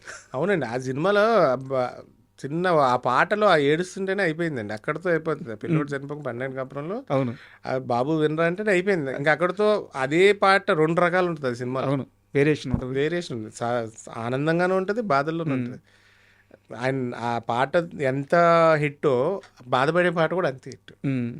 ఇప్పుడు ఇట్ డిపెండ్స్ అండి. ఇప్పుడు see, ఆయన ఆ రోజుల్లో ఆ మేకప్ మ్యాన్ గారు ఉన్నారు కాబట్టి ఆయనకు జరిగింది తెలుసు కాబట్టి ఆయన ఇంకో మాట అన్నాడు, ఈ సినిమా ఎవరికి నేను తాగనని చెప్పాడు ఆ రోజుల్లో, ఆయన చెప్పాడని. అవును. నేను కూడా ఇప్పుడు రీకాల్ చేసుకుంటూ వస్తుంది. అవును. ఇప్పుడు ఏదైతే ఇంత చెప్పిన ఆయన ఆ మాట కూడా అన్నాడు. ఇప్పుడు నేను తాగి పడుకున్నానే కదా మీరు అన్నారు, నేను ఇంత చెప్తున్నాను ఇంకా తాను ఏమండి. ఇప్పుడు డిపెండ్స్ అండి. ఆ రోజుల్లో షూటింగ్ లేదనుకుని ఉండొచ్చు, లేకపోతే ఇంకోటి అనుకుని ఉండొచ్చు. ఇప్పుడు ఆయన తాగి ఉన్నారు అంటున్నారు, ఓకే. ఇప్పుడు నేను కమెంట్ చేయలేను, ఎందుకంటే ఆ రోజు ఏం జరిగిందో మనకు తెలీదు. సో మనకు ఐడియా లేదు. సో ఇట్ డిపెండ్స్ అండి. ఇప్పుడు అది జరిగింది అంటున్నారు, నేను ఆ తరంలో మనం లేం కాబట్టి. కానీ ఆ తర్వాత అవుట్పుట్ ఆయన ఇచ్చేశారు. సినిమాకి మనకు కావాల్సింది అవుట్పుట్ అండి. ఆ రోజు కమిట్మెంట్ హానర్ చేయలేదు అంటే ఆ ప్రొడ్యూసర్కి ఆయనకి ఉన్న అండర్స్టాండింగ్ అదంటే నాకు తెలిసి కృష్ణ గారి ప్రొడ్యూసర్ ఆ సినిమాకి. సో ఇట్ డిపెండ్స్ అండి. They are happy with output కదా, అంతే కదా. మనం మాట్లాడుకునే ఎవరైనా అది సినిమా ఇవాళ 12 కాపురం అంటే ఫ్యామిలీ సినిమా అంటే దాని తర్వాతే. అవును. అండ్ తాతగారి సినిమాల్లో మీకు బాగా నచ్చే సినిమా ఇది? ఏం చెప్తాను, ఆయన నాకు తెలిసి 400 చిల్లర సినిమాలు చేశారు. తెలుగు కానీ తమిళ్ కానీ, కొంత ఏదో హిందీలో ఒక సినిమా చేసి, మలయాళంలో ఒక సినిమా, కన్నడలో కొన్ని. ఏదని చెప్పమంటారు, దేనికి అది వేరియేషన్ ఉంటుంది. నాకు మా పాతాల వారి బాగా ఇష్టం అండి. పాతాల వారి, మాయాబజారు, నర్తనశాల, చెప్పుకుంటూ పోతే సంపూర్ణ రామాయణం వస్తానే ఉంటాయి. ఇదైతే ఇటేస్తే 12 కాపురం, లక్ష్మీ నివాసం, తర్వాత తాడిందనేవాడు డైలాగ్ ఉంటుంది మీకు, అదే సినిమా పేరు. తలందనేవాడు తాడిందనేవాడు తలదనేవాడు ఉంటాడు గూట్లేని డైలాగ్ ఉంటుంది. సడన్గా రీకాల్ అవ్వట్లే. జగత్ జట్రీలు, జగత్ కిలాడీలు, ఇలా చాలా ఉంటాయి. ఈయన కౌబాయ్ గెటప్స్లో ఉంటారు, బందిపోట్లు, ఎపిక్స్ అండి. మీరు రాము అని ఒక సినిమా ఉంటుంది, ఎన్టీ రామారావు గారు, ఈయన అడవిలో ఉంటాడు పిచ్చోడ్లాగా. ఇవన్నీ చూస్తుంటే తాత మనవాడు చెప్పుకుంటూ పోతే వస్తానే ఉంటాయండి. అన్ని సినిమాలు గుర్తుపెట్టుకున్నా, మళ్ళీ లిస్ట్ గుర్తుపెట్టుకోవాలి, గుర్తుపెట్టి మర్చిపోయానుకోండి మైండ్లో తిడతారు అందరూ. ఇదే మనవాడే మర్చిపోతాడు. ఇది అని చెప్పలేండి. ఇప్పుడు 12 కాపురం లాంటి సినిమాలులో ఎలా ఉంటారు, మళ్ళీ తాత మనవాడికి రెండిట్లోనే ఇంచుమించు ఒకేలాంటి క్యారెక్టర్, ఒకేలాంటి బాడీ లాంగ్వేజ్ ఉంటుంది, కానీ వేరియేషన్స్ హైట్స్లో ఉంటుంది. నాకు తాత మనోడు అంటే నాకు పర్సనల్ ఎక్స్పీరియన్స్ ఒకటి ఉంది. ఎంసీఏలో ఉండగా స్టేట్ లెవెల్లో రెండు తెలుగు రాష్ట్రాలు కలిపి గూడూరు ఆశంకర కాలేజీలో స్కిట్ కాంపిటీషన్ అన్నమాట. ఫాదర్ సెంటిమెంట్ మీద ఒక లైన్ వచ్చింది. నేను నా ఫ్రెండ్ కేవీ అని చెప్పి ఇద్దరం కూర్చొని రాసుకున్నాం, నైట్ అంతా రాసుకున్నాం. క్లైమాక్స్ రావట్లా. చిన్నప్పుడు ఎప్పుడో తాత మనోడు చూస్తున్నా. తాత మనోడు లాస్ట్ క్లైమాక్స్లో ఆయన బతుకున్నాడు అని చెప్పి రివీల్ చేస్తారు కదా. అవునండి. కరెక్ట్గా ఒక గంట సేపటికి అది దట్టింది అనమాట. అంటే ఇప్పుడు ఈ క్యారెక్టర్కి ఎండ్ ఇవ్వాలా, ఫాదర్ క్యారెక్టర్కి మేము ఎండ్ ఇవ్వాలా, అది ఎలా ఇవ్వాలో అర్థం కావట్లా. ఆల్రెడీ చనిపోయి ఉన్నాడు, మా స్క్రిప్ట్లో ఫాదర్ చనిపోయి ఉన్నాడు. ఆ ఫాదర్ని తీసుకొస్తే ఎలా ఉంటుంది, తాత మన రెఫరెన్స్ తీసుకొచ్చి క్లైమాక్స్లో ఆయన చేత 2 డైలాగులు చెప్పాగానే గూడూరు ఆశంకరలో ఓపెన్ ఆడిటోరియం, మన వెన్నెలకంటి గారు జడ్జి, ఓకే, అసలు ఆ వెన్నెలకంటి గారు ఆ ఫాదర్ని మళ్ళీ తీసుకురావడం హైలైట్ టచ్. మీకు ఇంకో విషయం ఏంటంటే, నాకు గుర్తుండో నాకు తెలిసిన దాని ప్రకారం ఆయన వితౌట్ మేకప్ చేసింది ఆ ఒక సినిమాలోనే, ఆ సీనే క్లైమాక్స్లో రెడ్ వస్తుంది, అది ఒరిజినల్ గెటప్. అసలు ఆ పంచగొట్టు ఆ ఇంట్లో కూడా అది సేమ్ ఫోటో ఉంటుందండి, టవరింగ్ ఆ పంచగొట్టుని ఇలా వేసుకుని ఉంటుంది. ఆయన ఒరిజినల్ గెటప్ అది. అదర్ దెన్ ఆయన ఏ పాత్ర వేసినా ఆయన ఒరిజినల్ అంటే అనుకోండి. అదే చెప్తాను, ఈ పలాని చెప్పలేమండి. ఆయన చేయని పాత్ర ఏముంది, కరెక్ట్, కీచుగుడు దగించి ఆయన చేయింది ఏమీ లేదు కదా. సో ఇట్ డిపెండ్స్ అండి. ఇప్పుడు సడన్గా ఇక్కడ చేశాడు, ఆ తమిళ్లో చేశారు. ఇప్పుడంటే పాన్ ఇండియా సినిమా అని ఒకటే లాంగ్వేజ్లో అందరు ఆర్టిస్టులు మిక్స్ చేసింది. ఇప్పుడు ఇక్కడ ఎన్టీ రామారావు గారు చేశారు, అక్కడ శివాజీ గణేశన్ లేదా ఎంజీఆర్ చేశారు. సేమ్ సినిమాలో హీరో మారేవారంటే ఆ తాతగారు, సావిత్రి, ఇంకో 2-3 సేమ్ ఉంటారు. సో ఇదే సీను ఇవాళ ఈ సెట్లో తెలుగు వర్షన్ అయితే రేపు తమిళ వర్షన్. శివాజీ గణేశన్ గారు, తాతగారు, సావిత్రి గారు వీళ్ళందరూ కలిసి ఓ పని చేసేవాళ్ళంటే ఆడికెళ్ళేవారు. ఏమోనండి, అన్నడితే ఆయన చనిపోయి వెళ్ళిపోతుంది, మనకు అక్కడ తెలుస్తుంది. వీళ్ళందరికీ ఈ బ్యాచ్ మొత్తానికి వేట నాకు తెలిసి హంటింగ్ చాలా ఇదండి నాది. ఇప్పుడు ఆ హంటింగ్లో చేసిన తెచ్చుకున్న ఒక పులిగోర ఉంటుందండి ఆయనది తాతగారు. ఇప్పుడు I have that personally. So దాన్ని సేఫ్గా పెట్టుకున్నాం, అది వన్ ఆఫ్ దిస్ మెమరీస్. మా ఇంట్లో ఉండేయండి, అప్పుడు లీగలైజ్డ్ కదా. అవునవును, hunting is legal those days. Hunting was very regular. అంటే ఆయన గన్స్ ఉన్నాయండి, ఇది గన్ గన్స్ ఉన్నాయి ఇప్పుడు కూడా. ఆ గన్స్ చాలా మెడ్రాస్లో ఉన్నాయి, అంటే పోలీసు వాళ్ళ దగ్గర ఉన్నాయి. బాగా కాలుస్తారు కదా. ఆ, ఆయన చంపిన ఒక పులియే గోర్లు ఉంటాయండి, అవి దాన్ని లాకెట్ చేయించుకున్నారు. అది ఇప్పుడు ఐఎమ్ హ్యావింగ్ దట్ లాకెట్ అంటున్నా. ఓకే. అండ్ సావిత్రి గారి విషయానికి వస్తే అంటే మీకు మామూలుగా అయితే ఇద్దరు మేనత్తలు, అవునండి. మామూలుగా సినిమా ఇప్పుడు ఇందాక నేను కృష్ణ గారి మేకప్ మ్యాన్ అట్లా చెప్పాను కదా, అలాంటి పెద్దలు చెప్తే ఎస్విఆర్ గారికి 3 సిస్టర్స్ అని చెప్తారనమాట. మా తాతగారికి 7 సిస్టర్స్ అండి. సారీ, మా నాన్నగారికి మా నాన్నగారికి 2 సిస్టర్స్, మా తాతగారికి 7 sisters. She is one of like that. మా ఇంటి సేమ్ అండి, ఎదురు పొదిరే ఉండేవారు. చాలా ఇవాళకి our families are the same అండి. ఇప్పుడు నేను కానీ వాళ్ళ డాటర్ పిల్లలు మేమందరూ కలిసే చదువుకున్నాం. విజయ చాముండేశ్వరి గారు ఉంటారు, సావిత్రి గారు అమ్మాయి, మేమంతా కలిసే పెరిగాం. ఎదురు ఇల్లే అంటే మా ఇంట్లో వెళ్తే అటు వెళ్తే ఇటే ఉంటాం. ఇవాళకి అంతే. ఇప్పుడు నేను అదే చెప్తాను, వాళ్ళ రిలేషన్ అయినా షూటింగ్ లేకపోతే పైన ఉండేవారు. మా నాన్నమ్మ కింద నుంచి వండి పంపేది అందరికీ. శివాజీ గణేషన్ కానీ సావిత్రి గారు కానీ. అలా వన్ సచ్ ఇన్సిడెంట్స్ ఒకసారి మా ఇంట్లో మేము మా చిన్నప్పుడు ఎర్లీ 2000s పైన రెంట్కి ఇచ్చాం, పై పోర్షన్. శివాజీ గణేషన్ గారు దానికి ఓపెనింగ్కి వచ్చారు. ఓకే. మా రంగారావు గదిలో మీరు జిమ్ పెట్టడం ఏంట్రా బాబు అంటే that is the recollection. Prabhu garu వచ్చారు, మా నాన్నగారు మీ తాతగారు ఇక్కడే కూర్చున్నారు. So that are small things they remember that. So వాళ్ళ టైం పాస్ గెట్ టుగెదరే. మనలాగా ఇప్పుడు ఫోన్లు వీళ్ళు వచ్చిన టీవీ కూడా ఏమీ ఉండేది కదా. సో సినిమాలు చేయడం లేకపోతే కలిసి కూర్చోవడం, ఒకరోజు మా ఇంట్లో ఒకరోజు అయితే వాళ్ళ ఇంట్లో ఒకరోజు, అలాగే.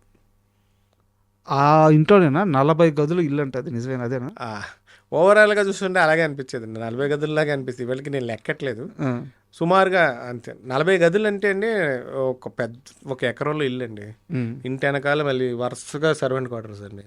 తర్వాత ఆయనకి పక్షులు పెంచేవారు, కుక్కలు, కోళ్ళు, యూ నేమ్ వాట్ అన్నీ ఉండేవి. అన్నిటికీ ఒక్కొక్క గది ఉండేది. పెట్స్కి కూడా ఒక పెద్ద సెటప్ మొత్తం అన్నీ ఉండేవి. నాకు తెలిసి ఇప్పుడు ఇవాళ నేను చెప్తేనే, నేను ఉండేది 2400 square feet అపార్ట్మెంట్. నాకు చిన్నగా అనిపిస్తుంది. అంటే నా హాల్, ఇప్పుడు ఉండే హాల్ నాకు అప్పుడు బెడ్రూమ్ అండి. నేను పెరిగినంతకాలంలో అది నాకు బెడ్రూమ్, ఇప్పుడు వాళ్ళు నాకు అది హాల్. నాకు మీరు చెప్తుంటే నానక ప్రేమ సినిమా గుర్తొస్తుంది. అలాగే ఉండేది. Those days houses were very big అండి, కంప్లీట్. ఇప్పుడు you come to mini houses, metro style life style. కానీ నాకు ఇవాళకి ఆ ఫోబియా పోలేదండి. అంటే ఎక్కడ తీసుకున్నా పెద్ద ఇల్లే తీసుకుంటా. మా వాళ్ళు అడుగుతారు, ఏంట్రా ఎందుకు ఈ మూల నుంచి ఆ మూలకి ఇల్లు కొంటావు? నాకు అది అలవాటు అయిపోయిందండి. నాకు చిన్నగా ఉంటే ఏదో కంజెస్టెడ్గా ఏదో ఇరికి చేసిన ఫీలింగ్ వస్తుంది. ఎప్పుడు ఇంట్లో ఒక 100 మందికి భోజనం చేసి పెట్టేవారంట, 40 గదుల ఇల్లు. ఇదంతా ఎందుకు అంత మెయింటైన్ చేసేవారు? ఎందుకు ఆయనకి ఇష్టం అలాగా? ఆయనకి ఫ్యామిలీ అంటే చాలా ఇష్టం అండి. ఎవరో ఒకరు ఉండేవారండి, వస్తే ఒక 6 నెలలు. 6 నెలలు 6 నెలలు. అదే ఇటు మా తాతగారు సిస్టర్స్ ఫ్యామిలీ ఎవరు వచ్చినా ఒక 6 నెలలు, లేకపోతే 6 నెలలు, లేకపోతే ఎవరో ఒక సిస్టరో, ఇటు సిస్టరో, లేకపోతే అటు బ్రదరు, మా నాన్నమ్మ బ్రదర్స్, ఎవరో ఒకరు ఉండిపోయారు 1-2 years, లేకపోతే 6 months అక్కడ చదువుకునే వాళ్ళు. ఇది కాకుండా ఆయన డైరెక్షన్ కూడా చేసేవారు, ప్రొడక్షన్ కూడా చేసేవారు. కాబట్టి ఆ టీమ్స్, ఆ డిస్కషన్స్, రూమ్స్ అన్నీ ఉండేవి, కంప్లీట్గా ఉండేవి. అందరికీ ఇంతమందికి కూడా మా నాన్నమ్మ వండి పెట్టేది. ఇవాళంటే కుక్కుని పెడుతున్నారు కానీ ఆ రోజు మా నాన్నమ్మ ఇంట్లో పెద్ద అవుతున్న ఆడపిల్లలు, మా తాతగారి సిస్టర్స్, ఇలా ఎవరో ఒకరు ఉండేవారు. కాబట్టి వాళ్ళందరూ కలిసి వండి పెట్టేవారు. ఫ్యాన్స్ వస్తారు, మీరు మర్చిపోతున్నారు. ఇక్కడి నుంచి ఆ రోజులో బస్సులు వేసుకుని వెళ్ళి సావిత్రి గారి ఎస్వి రంగారావు వీధి అంతా ఒక టెంపుల్ లాగా ఉండేది కదా. సో వచ్చిన వాళ్ళు ఎవరికి భోజనం పెట్టకుండా పంపేవారు. ఎస్వి రంగారావు గారి గురించి సంబంధించిన 2 కాంట్రవర్షియల్ టాపిక్స్ నా దగ్గర ఉన్నాయి. అది మీరు కాంట్రవర్సీస్ అన్నారు, అది అవుదాం కదా, నేను చెప్తాను. అంటే అది బయట సర్క్యులేట్ అవుతుంది. బట్ ఆయన తరపున, ఆయన కుటుంబం తరపున ఎవరో ఒకరు వీటికి ఒక క్లారిటీ ఇవ్వాల్సిన అవసరం ఉంది, వీటికి ఒక ఫుల్ స్టాప్ పెట్టాల్సిన అవసరం ఉంది. ఏ విషయాన్నైనా మనం ఏదో ఒక టైంలో ఓపెన్గా మాట్లాడుకోకపోతే అదే నిజం అనుకునే సమస్య ఉంది. అవును. సో నేను ఆ 2 విషయాలని ఈరోజు మీ ముందు బయట పెడతాను. మీకు అభ్యంతరం లేకపోతే నాకు క్లారిటీ ఇవ్వండి. నాకు అభ్యంతరం ఏం లేదండి. నా వల్ల నాకు తెలిసిందైతే చెప్పగలను, తెలియదైతే I will give an answer. దాని ప్రకారం ఆన్సర్ ఉంటుంది. నాది ఫస్ట్ వచ్చేసి చాలా సీరియస్ క్వశ్చనే. తాతగారు చనిపోయిన రోజు ఇంట్లో గొడవపడి ఆయన బాత్రూంలోకి వెళ్ళి తాగి చనిపోయాడు. తాగి బయటకు వచ్చి బెడ్ మీద హార్ట్ స్ట్రోక్తో పడిపోయాడు. బట్ చనిపోయే ముందు బాగా తాగాడు, ఇంట్లో గొడవ పడ్డాడు. అండ్ ఇంకో థింగ్ ఏంటంటే నానమ్మ ఆయన చనిపోయిన తర్వాత ఆయన శవాన్ని చూడడానికి ఎవరిని లోపలికి రానివ్వలేదు. వాళ్ళ గురుస్వామి సంథింగ్ ఎవరో ఒక ఆయన ఉంటాడు, ఆయన వచ్చి చూస్తే తన భర్త బతకతాడని ఆమె నమ్మింది. ఇలా ఒక స్టోరీ అయితే వైరల్ అవుతూ ఉంది. అసలు నిజం ఏం జరిగింది? ఎస్వీఆర్ గారు చనిపోయే రోజు ఏం జరిగింది? నాకు తెలిసి అండి మా నాన్నమ్మ మాకు చెప్పిన వర్షం చెప్పగలను కానీ నేను కూడా రీసెంట్గా ఏదో ఒక ట్యాబ్లెట్లో చూశాను ఇది. నవ్వుకున్నా. ఓకే, మొగుడు పిల్లలు గొడవ పడడం కామన్ అండి, వాళ్ళకి జరుగుతుంది, తరతరాలుగా జరుగుతుంది. అసలు గొడవ పడ్డారో లేదో తెలియదు. మీరు you are asking about 74 where in 2025. మీకు తెలిసింది చెప్పండి. మా నాన్నమ్మ చెప్పడం అయితే షూటింగ్ నుంచి వెళ్ళి వచ్చారు, తర్వాత జరిగిందనే చెప్పింది. అంతవరకే మాకు ఐడియా ఉంది. ఓకే. పోయాక గురూజీ విషయం కూడా నాకు ఈ మధ్య నేను కనుక్కుంటున్నా, అలాంటిది ఏదైనా జరిగిందా లేదా అనేది నాకు పెద్ద క్లారిటీ లేదండి. 50 years బ్యాక్ ఎవరో సడన్గా ఏదో చెప్పేస్తున్నారు కానీ దాన్ని కన్ఫర్మ్ చేసే వాళ్ళు కూడా లేరండి. ఆవిడ అట్లీస్ట్ 2000 ఒక 20 years బ్యాక్ వరకు 24 years బ్యాక్ వరకు ఏనాడు మాకు ఈ టాపిక్ తెలియదు. ఓకే సరే, ఈ 50 ఏళ్ళలో ఈ న్యూస్ సర్క్యులేట్ ఎప్పటి నుంచి అవుతుందంటారు? హార్డీ సంవత్సరంన్నర నుంచి, ఒక 2 years నుంచి ఉంది. అంటే ఆ మనిషి చనిపోయి ఇప్పటికి 51 years అయింది. ఇదే నిజమైతే ఎప్పుడు వచ్చేది కదండి ఇదే న్యూస్ బయటకి? కరెక్ట్, అప్పుడు మీడియా ఉంది కదా. అప్పుడు మీడియా ఉంది. 51 years అయితే వెయిట్ అవుతుంది కదండి. 51 years అయితే ఆగదండి. ఒక నిజం, అది ఒక పెద్ద సెలబ్రిటీ, ఇది ఈ దేశానికే ఒక పెద్ద స్టార్. ఆయన ఫ్యామిలీలో జరిగే ఒక ఇన్సిడెంట్ లేదు. ఇప్పుడు ఏమైపోయిందంటే ఎక్కువ అయిపోయారండి. ఎవరో ఏదో చెప్తున్నారు, ఏదో తీసుకుంటున్నారు, ఏదో చెప్పేస్తున్నారు. అంత ఇప్పుడు మీరు చెప్పే అంత పెద్ద న్యూస్ అయితే ఈ 48 ఏళ్ళు దాక్కుందే, ఇప్పుడే ఎందుకు బయటకు వచ్చింది? సో నేను చాలామంది ఎందుకు రియాక్ట్ అవ్వ అంటారండి. వన్ పాయింట్ ఇస్ దట్ నాకు తెలీదు, ఆ జనరేషన్లో లేను, నాకు తెలిసి ఎవరు ఇప్పటిదాకా నాకు ఈ విషయాలు ఏది చెప్పలేదు. ఓకే. నాకు 2 మేనత్తలు ఉన్నారు, మా తాతగారు పెంచుకున్న మేనల్లుడు ఉన్నాడు, ఆయనే మమ్మల్ని పెంచాడు రివర్స్లో, ఉదయ్ గారని. ఎందుకంటే ఆయన 6 నెలల బాబు దగ్గర నుంచి తాతయ్య గారు చనిపోయే వరకు ఆయన సంఖలోనే ఉన్నాడు ఆయన. ఓకే. అంటే తాతగారు చనిపోయేప్పటికి ఒక 13 ఏళ్ళు ఉంటాయి ఆయనకి. ఆయన ఇంటర్ను అదే గ్రాటిట్యూడ్తో పెళ్లి చేసుకోలేదు, మమ్మల్ని పెంచాడు, ఇవాళకి నా దగ్గరే ఉంటాడు. మీ మేనమా మీకోసం పెళ్లి చేసుకోలేదు? ఆయన అంటే ఇండైరెక్ట్ మేనమా అంటే మా మదర్ సైడ్ కాదు, మా తాతగారికి సిస్టర్ కొడుకు, మళ్ళీ మా నాన్నమ్మకి తమ్ముడు కొడుకు. ఓకే. సో మీకోసం అలా ఉండిపోయాడు ఆయన. వావ్. ఇప్పుడు is in 60s, early 60s, నా దగ్గరే ఉంటారు. ఏదైనా ఇలాంటి జరుగుంటే ఆయన చెప్పుంటాడుగా. ఆయన చనిపోయిన రోజున ఆయనే ఉన్నాడుగా. ఎంతంటే ఆయన అమెరికా వెళ్తే అందరూ అమెరికా వెళ్ళి వచ్చారు నువ్వు చిన్నప్పుడే అని. అలా కాదండి, తాతయ్య గారు షూటింగ్ అయిపోగానే ఈయన ఎక్కడున్నాడో ఎత్తుకుని పైన రూమ్లోకి తీసుకెళ్లారు. ఆ రూమ్లో ముగ్గురికి ఎంట్రీ, తాతగారు, నానమ్మ, తాతగారు కాకుండా నానమ్మ గారికి, మావయ్యకి, ఆయన పెంచుకుని జర్మన్ షెపర్డ్కి. రోజు పడుకునేది కూడా ఆయన, మా తాతగారు, మావయ్య, జర్మన్ షెపర్డ్ ఆ రూమ్లో. ఆయన పిల్లలు ఎవరి పిల్లలండి? తాతగారు వాళ్ళందరికీ 4 గదులు వాళ్ళ కింద ఉంటాయి కదా నానమ్మ దగ్గర, ఆడపిల్లలు నానమ్మ దగ్గర ఉండేవారు. అదే. అండ్ ఇంకోటి కూడా విన్నాను, అంటే ఇది నిజమో కాదో తెలియదు, ఆయన సొంత కొడుకులు కూతుర్ల కంటే కూడా ఆ మేనల్లుడు అంటే అమితమైన ప్రేమ అంట. అంటే సొంత పిల్లల కన్నా ఎక్కువ ప్రేమని కాదండి. ఇప్పుడు చేతికి వచ్చిన కొడుకు చిన్న పిల్లవాడికి తేడా ఉంటుంది, ఎక్కువ అర్థం చేసుకోవాలి. సో మేనల్లుడు వాళ్ళు నాకు తెలిసి నాన్న అమ్మనే పిలుస్తాడు, వాళ్ళ మదర్ని ఫాదర్ని పిలవాడు. వీళ్ళనే మా నాన్నమ్మని అమ్మానే అంటాడు ఆయన నేను ఉన్నంతకాలం. మా నాన్న అప్పటికే స్కూల్ అయిపోయింది, మా అత్తలు పెద్దోళ్ళు అయిపోయారు, వీళ్ళందరూ అయిపోయారండి. పెద్దోళ్ళు అయిపోయాక ఆయన వచ్చాడు వీళ్ళ లైఫ్లో. ఓకే. ఆయన ఫ్యామిలీలో అనుకోకుండా వాళ్ళ బ్రదర్కి హెల్త్ ప్రాబ్లం రావడం వల్ల చిన్న 6 నెలల బాబుని తీసుకుని వచ్చారు. నేనే చెప్తాను, అన్అఫీషియల్ కొడుకే అండి. మీరు ఫ్యామిలీ ఫోటో చూడండి, ఏ బుక్లోనే ఎస్వి రంగారావు గారిది ఆయన లేకుండా ఉండదు, ఆయన ఉంటాడు అందులో. అందుకని అలా సొంత అన్నదమ్ముల్లాగే పెరిగారు, బావమర్తలు అయినా అన్నదమ్ముల్లాగే పెరిగారు, అన్అఫీషియల్స్ అని. ఒకనొక టైంలో దత్తత తీసుకుందాం అనుకున్నారని కూడా విన్నా. ఓకే. తీసుకుని ఉంటే ఆయన మాకు బాబాయ్ ఉంటాడు, ఇప్పుడు మావయ్యగా ఉన్నాడు కానీ అప్పుడు బాబాయ్ ఉంటాడు, అంతే తేడా.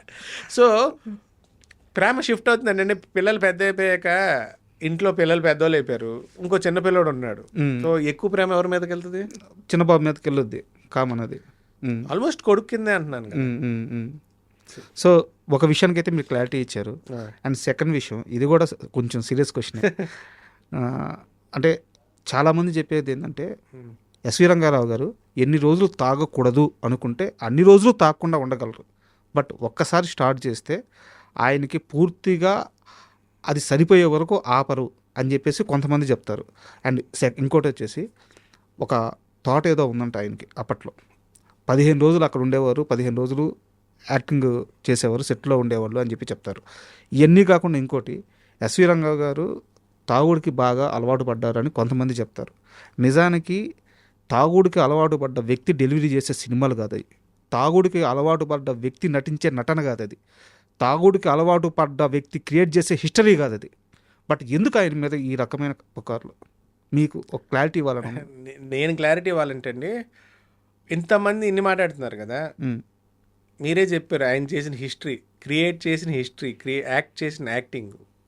మనం ఎన్ని తరాలైనా he's the dictionary of acting. అంతే, correct word, dictionary of acting. ఎంతమంది స్టార్స్ ఉన్నాయండి, ఈజ్ ఓన్లీ స్టార్. కాబట్టి మీ జనాలు ఇచ్చిన బిరుదులే ఆయన బిరుదులు అనుకున్నాడు. చాలామంది ఇవాళకి అడుగుతారు పద్మశ్రీ కానీ పద్మభూషణ్ కానీ ఏది మీరు ఎందుకు ట్రై చేయరని. ఆయన ఉండగానే ఆయన నాకు ప్రజలు ఇచ్చే బిరుదులు, ప్రజలు పిలిచి నాకు మీద చూపించే ప్రేమే నాకు బిరుదులు, వస్తే తీసుకుంటాం కానీ మనం దాని వెంట పడకూడదని. ఇంత క్రియేట్ చేసే మనిషి మీరు బానిస అవుతాడు అనుకుంటారు మందుకి. అదే నా డౌట్. ఏం చేద్దాం, నాకు తెలిసిన వరకు అంటే నా అండర్స్టాండింగ్ ప్రకారం తర్వాత మా ఫాదర్ని చూశాక కూడా ఆ రోజుల్లో లీజర్ టైంకి వేరే పని లేదండి. ఇవాళ మీకు చాలా వచ్చేసినాయి, ఎక్స్ప్లోర్ చేయడానికి చాలా ఉంది. ఆ రోజుల్లో ఏముందండి, ఆల్రెడీ సినిమా ఫ్యామిలీ, సినిమాలు చూడాలి, లేకపోతే అదర్ హ్యాబిట్స్ అలవాటు అవుతాయి. ఆ రోజులో అందరూ కలిసి కూర్చునేవారు, గెట్ టుగెదరు. కూర్చున్నప్పుడు 2 పెగ్గులు వేయడం అది కామన్.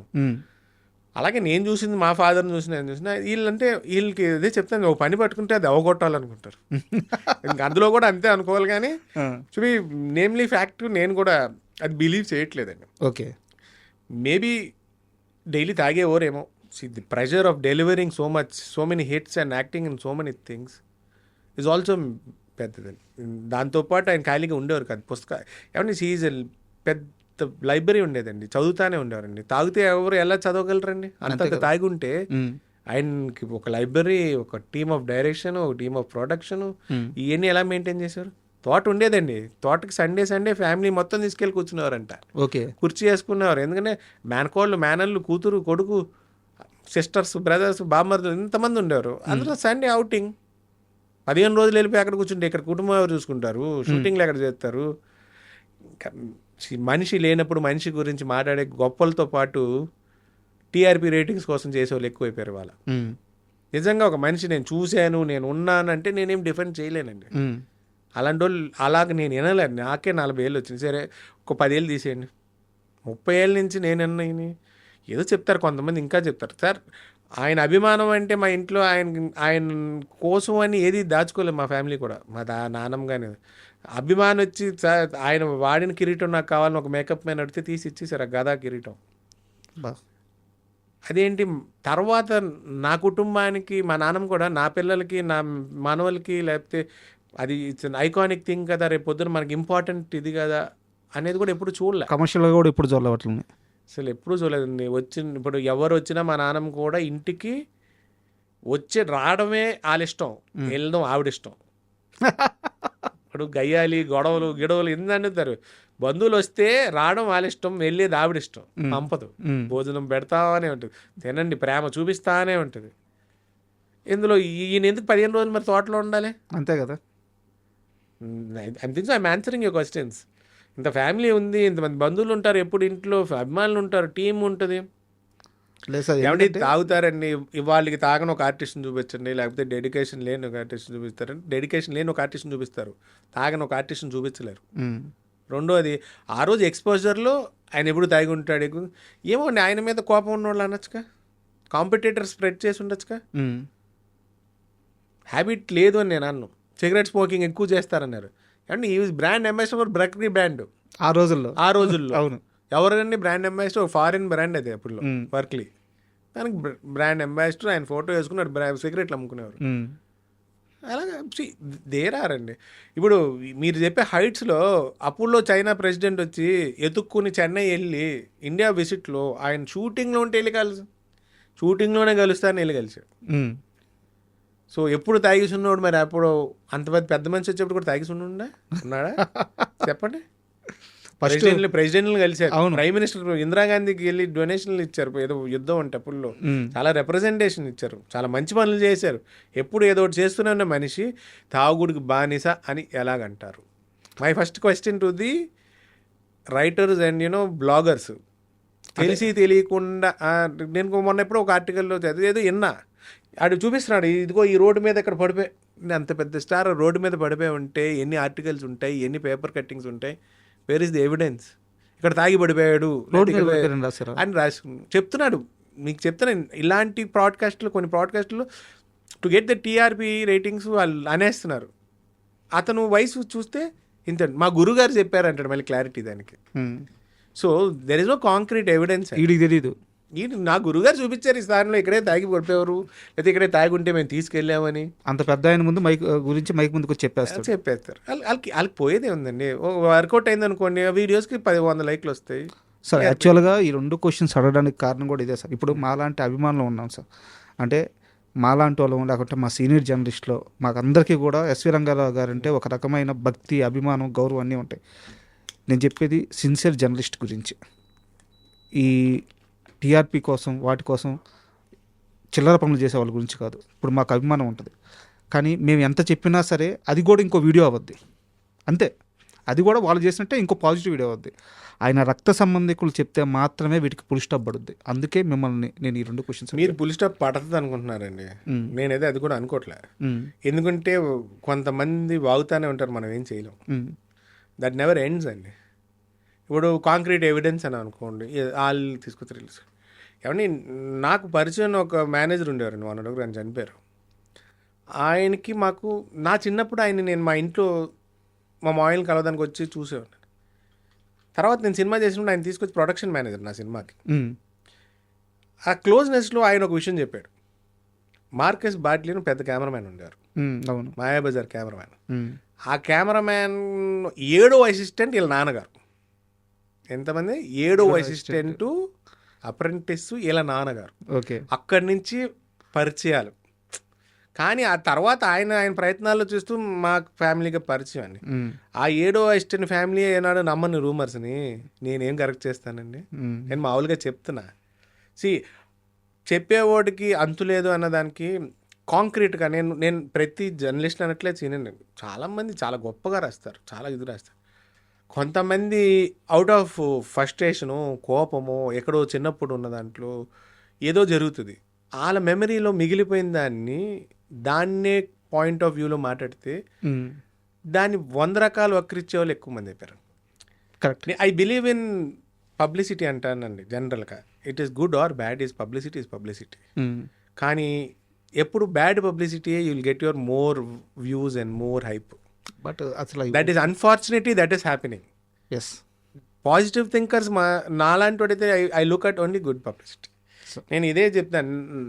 నేను ఫస్ట్ సినిమా చేసినప్పుడు నాకు మంచి పేరు వచ్చింది. నేను సొంతంగా సినిమా చేసినప్పుడు నాకుండే ప్రాబ్లమ్స్ నాకుండి ఈ మెచ్యూరిటీ లెవెల్స్ ఆ రోజు లేవు. నాకు బ్లాగ్ రాస్తే మా ఫ్యామిలీ అంతా ఫీల్ అయ్యి ఎందుకు వచ్చాడు, ఏం చేశాడు, ప్రొడక్షన్ చేస్తూ, యాక్టింగ్ చేస్తూ, సపోర్ట్ లేక కింద మీద పడుతూ చేశా. చాలా హార్డ్షిప్స్ ఫేస్ చేశాను. చివరికి టైటిల్ ఇష్యూ వస్తే కూడా నేను మళ్ళీ దాసర్ గారితో ఫోన్ కొట్టించుకుంటే కానీ నాకు టైటిల్ క్లియరెన్స్ ఇవ్వాల. ఇన్ని హార్డ్షిప్ చేస్తూ, ఇన్ని పడుతూ, ఒక రికగ్నిషన్ కోసం మనం ఇన్ని పాటలు పడుతుంటే ఆల్రెడీ ఒక స్టార్ని, ఆయన ఇమేజ్ని డ్యామేజ్ చేయడానికి చాలామంది ఉన్నారు. కానీ ఆ డ్యామేజ్ ఎంతమంది ఎన్ని వాక్కున్నా కాపాడుకునే అభిమానం ఆయన సంపాదించుకున్నాడు. సో ఎంతోమంది హృదయాల్లో ఇష్ట నటుడు, ఇష్టదేమం. వాళ్ళకి తమిళనాడుకి వెళ్ళారనుకో, అంటే నాకు తెలిసిన వరకు అక్కడ 24 క్రాఫ్ట్స్ వాళ్ళు పూజలు చేసినప్పుడు ఈయన ఫోటోకి కూడా పూజ చేస్తారు. So that is the legacy created and his standards. కొంతమంది రాసుకుంటారండి వాళ్ళు టీఆర్పీకి వదిలేండి. అలాగే గొప్ప గొప్ప రైటర్స్ రాశారు ఆయన గురించి, చాలా గొప్ప ఆర్టికల్స్ ఉన్నాయి. ఏమన్నా ఇప్పుడు మీరు ఇన్ని మాట్లాడతారండి. మా అసోసియేషన్లో నా మెంబర్షిప్ రిజెక్ట్ అయింది. అది అయిపోయి కూడా 20 years బ్యాక్ అయిపోయిందండి. దేనికి? నా ఫేస్కి ఎక్స్పోజర్ లేదు దాన్ని ఇచ్చిన ఆన్సర్. నేను ఇంకా నంబర్ ఆఫ్ ఫిలిమ్స్ చేశాక ఇస్తారంట. నేను వదిలేసా, ఫైట్ చేయలే. మరి ముందు ఎలా ఇచ్చారు? ఎవరికి? ఎవరికి ఇప్పుడు 900 మంది ఉన్నారంట. మరి ఎంతమందికి తెలుసో నాకు తెలియదు. నాకు రిటర్న్ లెటర్ ఇచ్చారు, నా డీడీలు కూడా రిటర్న్ ఇచ్చారు. నేను అప్పటికి ఒక సినిమా షూటింగ్ అయిపోయిందని ఒక సినిమా చేస్తాను, 2 ఎవిడెన్స్లు ఇచ్చా. పబ్లిక్కి నేను ఎవరో తెలియదంట. నేను తెలియక్కర్లేదండి, నాకు ఒక బ్రాండ్ అనుకోకుండా దేవుడు ఇచ్చిన వరం ఉంటుంది సార్. ఆయన దృష్టిలో ఆలోచించి పెట్టుకునేనా మెంబర్షిప్. ఆయన ఇంకోటి అడుగుతాను ప్రాక్టికల్గా, వాట్ ఈస్ మా మూవీ ఆర్టిస్ట్ అసోసియేషన్. ఏదర్ నువ్వు ఒక సినిమా చేస్తే యువర్ మూవీ ఆర్టిస్ట్, ఫైనల్.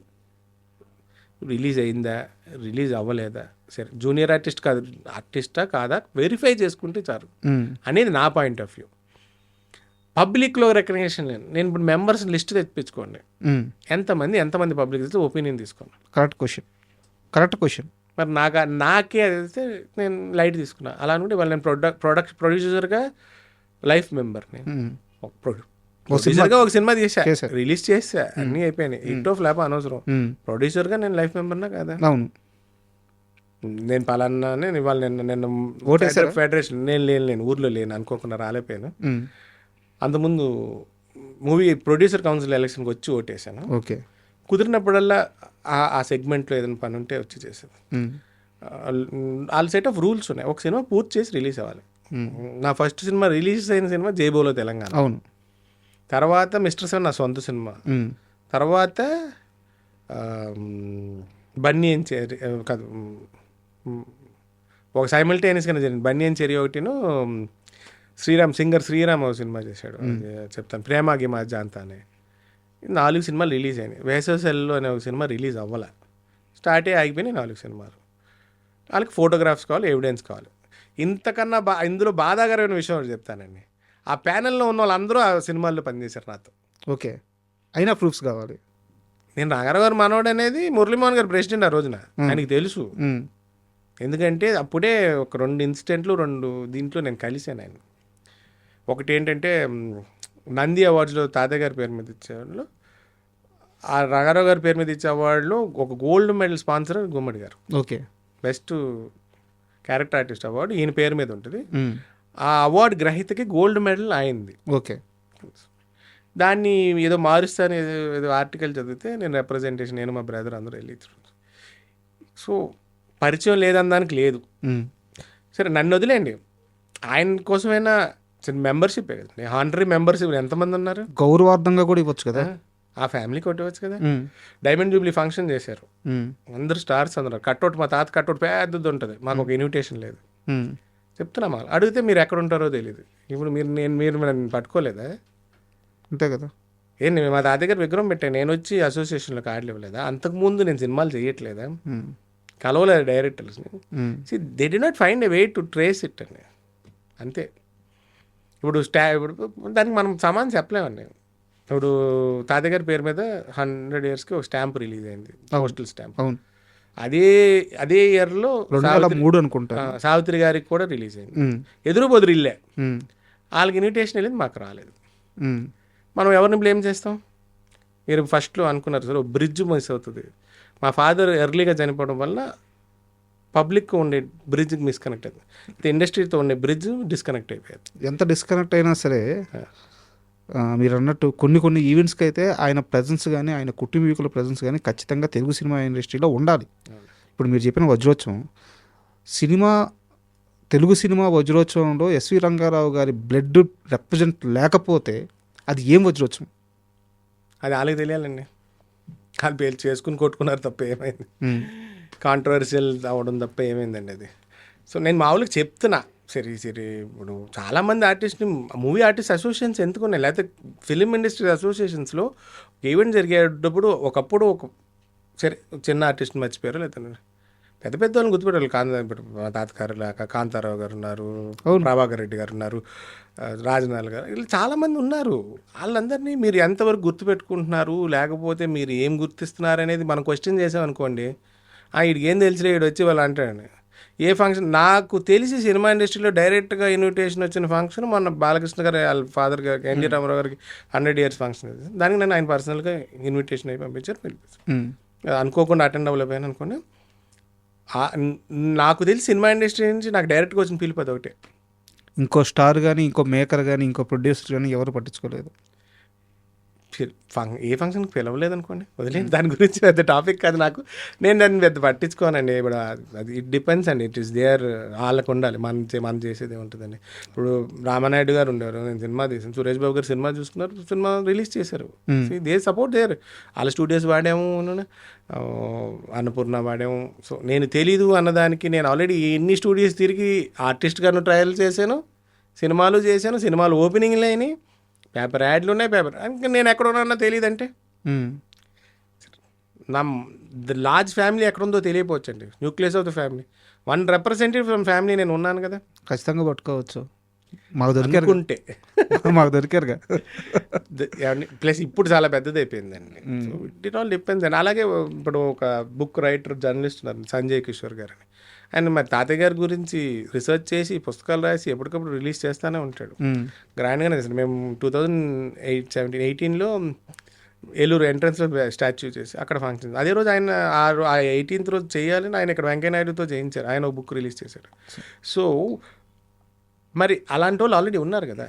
అదే మనిషి ఎన్టీ రామారావు గారికి బుక్ రాశారు, ఏఎన్ఆర్కి బుక్ రాశాడు, కనుక్కుంటే అన్నీ వస్తాయి. సావిత్రి గారికి బుక్ రాశాడు. సో ఇట్ ఆల్ డిపెండ్స్, మనసులో ఉండాలి అది.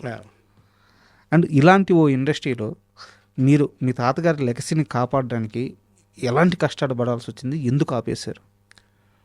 నేను ఆపేసేది అనేది పాయింట్ లేదు.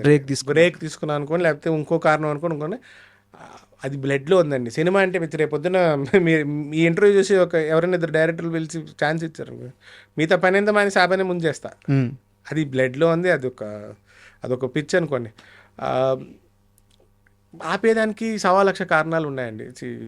ఫ్యామిలీ ఇష్యూస్, ఇంట్లో జరిగే ఫ్యామిలీ ఇష్యూస్ ఓకే. నాకు యాక్చువల్గా ఏ మనిషికి రాకున్నన్ని ఇబ్బందులు గ్యాప్ వస్తూ మీకు వచ్చినాయి. సో నాకు తెలుసు, ఎందుకంటే పెంచిన నానమ్మ కానీ, లేకుంటే అమ్మగారు కానీ, నాన్నగారు కానీ అందరూ చాలా తక్కువ గ్యాప్లోనే అందరూ చనిపోయారు. చాలా చిన్న వయసులోనే అంత పెద్ద లెగసీ వచ్చి పైన పడిపోయింది. మీ మెచ్యూరిటీకి మించి హ్యాండిల్ చేయాల్సిన ఇష్యూలు వచ్చినాయి. సో నాకు అదంతా తెలుసు. నాకు కావాల్సింది ఇండస్ట్రీలో ఎలాంటి అనుభవాలు ఎదురైనాయి. ఇండస్ట్రీలు అంటే చెప్తే అండి, అదే చెప్తున్నాం కదా ఇందాక నుంచి, కొంతమంది అసలు వాళ్ళ మనవడు అంటే నమ్మదానికి లేదు. నేను చెప్తే మీకు తెలియదు. నేను హైదరాబాద్ ఫస్ట్ ఛాన్స్కి వచ్చినప్పుడు ఎలా తిరగాలో తెలిసేది కాదు. బైక్ వేసుకుని వచ్చాను, బైక్లో వెళ్ళకూడదని ఎవరు, ఆటోలో వెళ్ళేవాడిని, ఎవరినో ఒకరిని తోడు తీసుకుని వెళ్ళాలంటారు. ఏంటంటే అర్థం కాదు. నేను తిరిగాను, చాలామంది పెద్ద పెద్ద కలిసాను. ఒకళ్ళు అంటారు గెటప్ వేసి చూద్దాం అంటారు, పిలుస్తామంటారు. ఇంకెందుకంటే మాకే బంధువులు ఉన్నారు, డైరెక్టర్లు 4-5 ఉన్నారు. ఎప్పటికీ ఎవరికి నేను ఆ యాంగిల్లో కనబడలేదేమో, లేకపోతే వాళ్ళు రిస్క్ తీసుకోలేదు అనుకున్నారు. మరి మనకి అది తెలియదు. నేనైతే ఆల్మోస్ట్ చాలా మందిని కలవడం ఇది. మీరు ఛాన్సులు హీరోగానే అడిగారా, లేకుంటే? నాకు అసలు ఎప్పుడు అది ఏం లేదు. నేను అలా అనుకుంటే జైబోలో తెలంగాణలో హీరోయిన్ బ్రదర్ కరెక్ట్. అవును. అది తర్వాత సినిమాలో ఆ క్యారెక్టర్ మారిపోయింది కానివ్వండి, ఆ ఎండింగ్ సీక్వెన్స్ మొత్తం ఒక పక్క తెలంగాణ వచ్చింది అనేది, రెండో పక్క ఆంధ్ర సపోర్ట్ చేస్తుందనే ఒక వర్షన్ రాశారు. నాకు చెప్పినప్పుడు అదే వర్షన్. ఇద్దరు ప్రేమించారు కానీ ప్రాంతాల వల్ల విడిపోకూడదు, ప్రేమ కలవాలి, అలాగే ప్రాంతం కోసం సీరియస్గా అదే ఫైట్ చేసే అది కూడా గెలవాలి, 2 గెలవాలని క్లైమాక్స్ నా మీద రాసాక ఆ క్లైమాక్సే మారిపోయింది రకరకాలు. అంటే నాకు చెప్పినప్పుడు ఆ వర్షన్. సో క్యారెక్టర్స్ చేయడానికి కూడా రెడీ అయ్యారు. అవునండి. తర్వాత నేను ఇప్పుడు అలా అనుకుంటే మీకు వేసవి సెల్లో నాకు సినిమా చెప్పాను, అదే రిలీజ్ అవ్వాలి. 10th క్లాస్ నోట్బుక్ డైరెక్టర్ చందుది, అందులో విలన్ చేశా. తర్వాత సొంతంగా హీరోగా సినిమా చేశా. తర్వాత బనియన్ జెరీలో అది ఒక కామికల్ రోల్, కామెడీ సైడ్ కొంచెం ఇంపార్టెంట్ క్యారెక్టర్. తర్వాత మళ్ళీ ప్రేమ గిమ్మజాంతనే negative shade. I'm open to all అండి. అది మీరు చాలా ఇంటర్వ్యూలో పేర్లు చెప్పలేదు, చాలా సంవత్సరాలుగా పేర్లు దాస్తూ వస్తున్నారు. ఎస్వి రంగారావు గారి మనవడు, ఎస్వి రంగారావుని అవమానించిన వాళ్ళందరూ కూడా పెద్ద డైరెక్టర్సే కదా. అవును. ఇవాళ ఇండస్ట్రీలో పెద్ద డైరెక్టర్. ఎందుకు మీరు పేర్లు అయితే కొంచెం ఫేడ్ అవుట్ అయిపోయి ఉండొచ్చు. ఎందుకండి ఏమంటే ఇప్పుడు దేర్ ఒపీనియన్ ఇస్ దట్. నేను ఇప్పుడు అన్నాను అనుకోండి, అసలు నన్ను ఎప్పుడు గెలిచారా? ఇప్పుడు మనం ప్రూవ్ చేస్తూ పోవాలంటే లైఫ్ అంతా ప్రూవ్ చేస్తూ పోవాలండి. ఇప్పుడు నేను చెప్పాను కదా, వాళ్ళు గుర్తొస్తే వాళ్ళు ఫీల్ అవుతారు అక్కడ. నేను పేరు చెప్పి లేకపోతే కాంట్రవర్సీ క్రియేట్ చేయడానికి ఇది ఒక ఇంకో టీఆర్పీ రేటింగ్ కావాల్సిన ఒక జర్నలిస్ట్కి ఒక ఇష్యూ తప్ప ప్రూవ్ చేయడానికి పాయింట్ లేదు. అందులో ఒక డైరెక్టర్ ఫ్లాపుల్లో ఉన్నాడు, ఒక డైరెక్టర్ ఏమో ఈ సినిమా తీస్తాడో లేదో తెలియదు.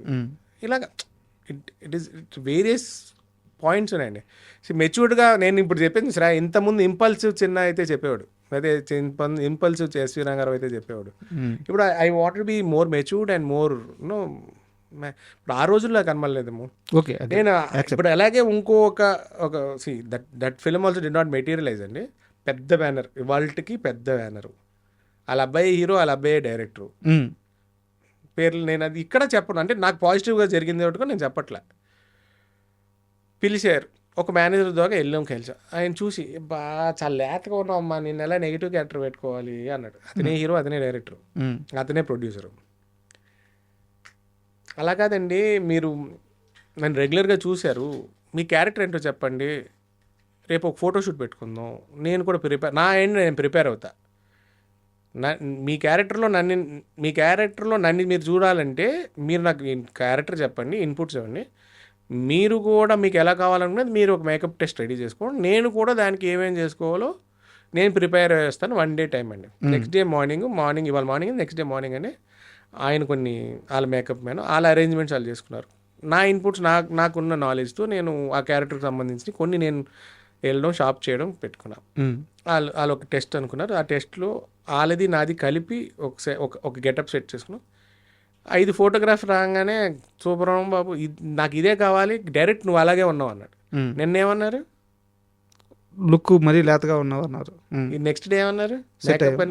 సెట్ అయ్యన్నారు. అలాగా people has to see me in different styles and different thing.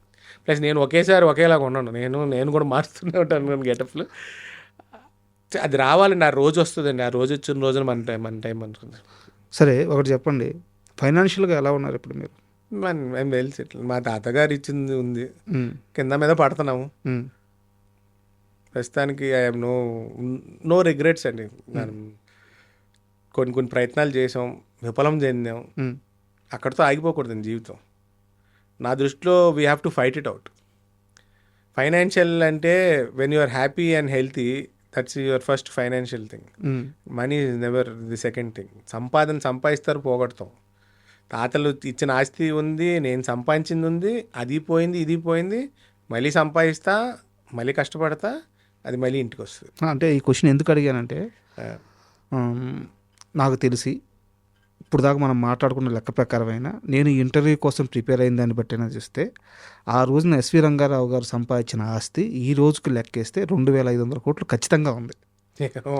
మీరు చెప్పిన ఒక్క చెన్నై అక్కడే 1000 కోట్లు ఉంది. అంటే ఇట్ ఆల్ డిపెండ్స్ అండి. సరే, 2000 కోట్లు ఈజీగా ఉంది. ప్రైమ్ ప్రాపర్టీస్ కొన్నారు. సో ఈరోజు ఆ కుటుంబం దగ్గర ఈ ఆస్తులు ఎంత నిలబడ్డాయి? దానికి ఆన్సర్ ఉండదండి, ఎవరు వాటాలు వాళ్ళకి వెళ్ళినాయి కదా. సో దానికి నేను చెప్పలేం, ఎందుకంటే ఎవరి ఆస్తి ఎలా మల్టిప్లై అయింది, అదే ఆస్తి ఉంచుకున్నారా, అమ్మేసి వేరే కొనుక్కున్నారా. నాది నాకుంది, మా అన్నకి అనేది, మా సిస్టర్కి, అలా మా మేనత్తలకు ఉన్నాయి. సో ఇప్పుడు ఒక ఆస్తి ప్రాబ్లంలో ఒక ఆస్తి ఉంది. అలాగా ఎవరు అందరూ ఫైనాన్షియలీ వెల్ సెటిల్డ్ అండి. No problem. నా ప్రాబ్లం అయితే ఎవరికి లేదండి. మీరు మాత్రం ప్రాబ్లంలో ఉన్నారు. నేను ప్రాబ్లం అని చెప్పను. నేనేం చెప్పానని, ఏమని డబ్బు ఉంది కదా ఇంట్లో కూర్చుంటే పని అవుతుందండి. ఏదో ప్రయత్నిస్తూ ఉంటాం, పోతాయి వస్తాయి. That is part and parcel of life. నేను ప్రాబ్లం ఏం లేదు. I'm also well of. నాకు కంఫర్టబుల్ ఒక ఇల్లు ఉంది, I have my cars, bikes, నేను కొన్న ఒక తోట ఉంది. ది సర్కిల్ ఆఫ్ లైఫ్లో ఆస్తి ఉంటుంది, పోతుంది, వస్తుంది, ఉంటుంది, పోతుంది, కొంటాం అమ్ముతాం, సంపాదిస్తాం, పోతుంది. This all circle of life అండి. ఓకే. సో ఆ సర్కిల్లో నేను హ్యాపీగా ఉన్నాను. I'm well settled. నాకు ఉండాల్సినవి ఉన్నాయి. I'm happy on that. First of all మెంటల్గా చాలా ధైర్యంగా ఉన్నారు, చాలా మెచ్యూర్గా ఉన్నారు. థ్యాంక్స్ అండి. ఇట్ ఆల్ కమ్స్ ఇన్ దెబ్బలు తగిలి నేర్చుకుంటారంటారు. అలాగా నా లైఫ్ గ్రాఫ్ పైకి కిందకి ఉంది. నా లైఫ్లో అలాగా పైకి వెళ్ళిపోయాక మనకన్నా తోపు లేడరా అన్నట్టు ఉంటాను. నేను కూడా ఉండేవాడిని ఒకప్పుడు. మీరు అన్నట్టు చూస్తారా, ఇమ్మెచ్యూర్డ్గా బిహేవ్ చేశారేమో, మీ కమెంట్స్ అలాగ ఉన్నాయేమో అని ఒకప్పుడు మీరు అన్నారు. నాకు తెలిసి ఆ స్టేజ్లో నేను అలాగే ఉన్నట్టున్నాను. సో అలా పడిపోగానే డల్ అయిపోయేవాడిని. కొన్నాళ్ళు ఐ వుడ్ నాట్ రికవర్. ఇప్పుడు మ్యాక్సిమం 1-2 days అని ఏదైనా ఒక, ఇప్పుడు మన రాళ్ళు ఇసిరేప్పుడు మనకు మీద కూడా రాళ్ళు వస్తాయి కదండి. అలా 1-2 వచ్చినా it will take a couple of days అని. ఇంతకుముందు it will take months, year అని అలా కొంచెం సప్రెస్డ్గా డల్గా ఉండేవాడిని. ఇప్పుడు అదేం లేదు. Everything is part and parcel of life. పైన తాతగారు, మా నాన్నమ్మ, తాతయ్య, మా ఫాదర్ మదర్ పైనుంచి దీవిస్తూ ఉంటారు. I'm well happy. ఇంట్లో శుభ్రంగా మంచి పిల్లము, 3 పిల్లలు, 3 ఆడపిల్లలు. ఇప్పుడు నేను కంపేర్ చేయట్లేదు, అంత ధైర్యం కూడా నేను చేయను. ఎస్వి రంగారావు గారితో కంపేర్ చేసే యాక్టరు నెక్స్ట్ పుట్టడు, పుట్టబోడు, ఉండబోడు. బట్ ఇప్పుడున్న మన స్టార్ హీరోల్లో కానీ యాక్టర్స్లో కానీ ఎస్వి రంగారావు గారి తరువాత అంత ఇంపాక్ట్ ఇవ్వగలరు, లేదా అంతకన్నా కొంచెం తక్కువైనా సరే ఆయన దరిదాపులకు వెళ్ళగలరు అంటే మీరు ఏ హీరో గురించి చెప్తారు? ఎవరు లేరు. చెప్పనండి, హిస్ లీగ్ ఇస్ డిఫరెంట్ అండి. ఆయన లీగ్లో ఎన్టీ రామారావు గారే లేరు కదా. అంతే ఏం చెప్పలేదు, అది జగమైన సత్యం. ఆయన లీగ్లో కో ఆర్టిస్టులు వాళ్ళందరూ ఆయన సెపరేట్ స్కూల్, అసలు సెపరేట్ స్కూలు. మరి యాక్టింగ్లో కంపేర్ చేసేదానికి ఎవరు లేరు కదండి.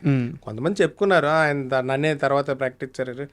వీ హ్యాడ్ సమ్ క్యారెక్టర్స్లో చేసేదాన్ని we had some brilliant actors. తాతయ్య గారు చనిపోయాక కైకల్ సత్యనారాయణ గారు చేశారు, కోట శ్రీనివాసరావు గారు ఉండేవారు, తర్వాత ప్రకాష్ రాజ్ వచ్చారు, శ్రీహరి గారు ఉండేవారు, చాలామంది ఉన్నారు.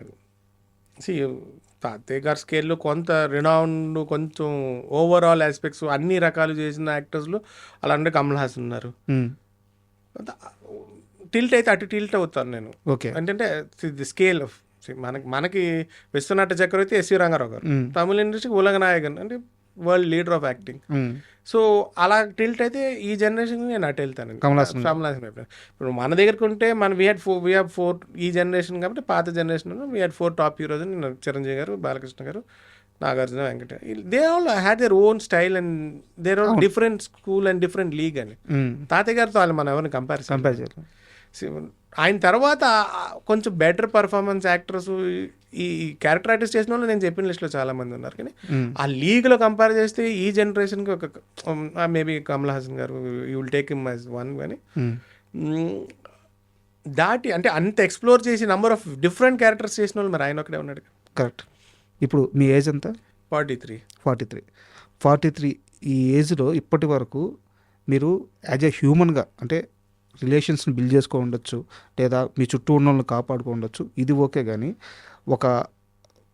ఒక లెగసీ విషయంలో మాత్రం ఆ ఇంపాక్ట్ అయితే ఇవ్వలేకపోయారు కెరీర్ పరంగా. మీరు మనం ఓపెన్గా మాట్లాడుకోవాల్సింటే, బట్ మీకుండే సక్సెస్ మీకు పర్సనల్ లైఫ్లో ఉండొచ్చు. మాకు యాజ్ ఏ సినిమా ఆడియన్స్గా మాకు ఆ లెగసీ అయితే మీ దగ్గర నుంచి పూర్తిగా రాలేదు. ఈ మొత్తం ప్రయాణంలో నువ్వు ఏదో ఒక రోజు సక్సెస్ అవుతావు అని చెప్పి మిమ్మల్ని బలంగా నమ్మిన వ్యక్తులు ఎవరు, ఇప్పటికీ నమ్ముతున్న వ్యక్తులు ఎవరు? అండ్ నేను success failures are 2 different things అండి నేను అనుకునేది. నేను once I decided to act in films అని సినిమాలో చేద్దామని ఫిక్స్ అయ్యాక, my first target was to achieve only 5% of my grandfather's thing అని. తాతగారు జీవితంలో ఆయన నటనలో ఆయన సంపాదించిన పేరు పెట్టారు. నేను ఫస్ట్ నుంచి పెట్టుకున్న టార్గెట్ అట్లీస్ట్ ఆయన చేసిన దాంట్లో ఒక 5% టార్గెట్ రీచ్ అవ్వగలిగితే నేను ఒక లెవెల్కి అనుకున్నాను. కానీ I will not reach it అండి. ఇవాళకి నమ్మకం అంటే మా మాయిలు, మా అత్తయ్యలు, మా family, almost everybody okay choices ఎప్పుడు మళ్ళీ సినిమా చేస్తానంటే. నాకు డైలీ ప్రెషర్ పెట్టేవాళ్ళు 3 కూతుర్లు, మా ఆవిడ, మా చెల్లి. ఈ 5 మాత్రం డైలీ ప్రెషర్ అండి, అడుగుతుంటారు ఎప్పుడు వెళ్ళిపోతావు, ఎప్పుడు మళ్ళీ సినిమాలు చేస్తావు, ఇక్కడ నువ్వు ఈ ఎన్ని వ్యాపారాలు చేసినా మాకు వద్దు, నువ్వు అక్కడికి వెళ్ళి సినిమా ట్రై చేస్తావంటే నేను డిస్టర్బ్ చేయవు, ఓకే నువ్వు వ్యాపారాలు చేస్తాను అటు ఇటు వెళ్తాను కుదరదు. సో నాకు మా ఫ్యామిలీ అందరూ సపోర్ట్ అండి, ఫుల్ సపోర్ట్ అండి. ఏ రోజుకైనా మళ్ళీ సినిమాలు చేయాలి, అది ఏ కాన్సెప్ట్లో చేస్తాను, ఎలా చేస్తాను. నేను ఒక 2-3 స్క్రిప్ట్స్ రాసుకుంటున్నాను. అంటే అది రాసేటప్పుడు కూడా ఈ బ్రేక్ని పాజిటివ్గా మనం వాడుకోవాలి. నాకున్న పర్సనల్ ఇష్యూస్ కోసం నేను బ్రేక్ తీసుకున్నాను. సో ఒకవేళ నేను సినిమా చేస్తే నేనే ఒక డైరెక్ట్గా ఆలోచించుకుంటే ఏ విధంగా ప్రజెంట్ చేస్తే బాగుంటుంది. సో ఎందుకంటే always there will be a second coming. ఆ సెకండ్ కమింగ్కి బయట నుంచి వచ్చేదాంతో పాటు I want to be prepared myself. నాకు నేనే ప్రిపేర్ అవుతూ అప్పుడప్పుడు టైం దొరికినప్పుడల్లా 1-2 స్క్రిప్ట్లు రాసుకుంటూ అలా ఒక స్క్రిప్ట్ రాయడం అయిపోయింది, రిజిస్టర్ చేసి పెట్టుకోవడం అయిపోయింది. అలాగే I'm trying out different genres అండి. మేబీ యాక్టర్గా సక్సెస్ అవుతానో లేకపోతే అదర్ ఫీల్డ్స్ అవుతానో. సో నాకు సినిమా అంటే పిచ్చండి. సినిమాతో అయితే ఆ జర్నీ ఉంటుంది, నాకు ఉంటుందండి. ఫ్యూచర్లో compulsory I will be coming back.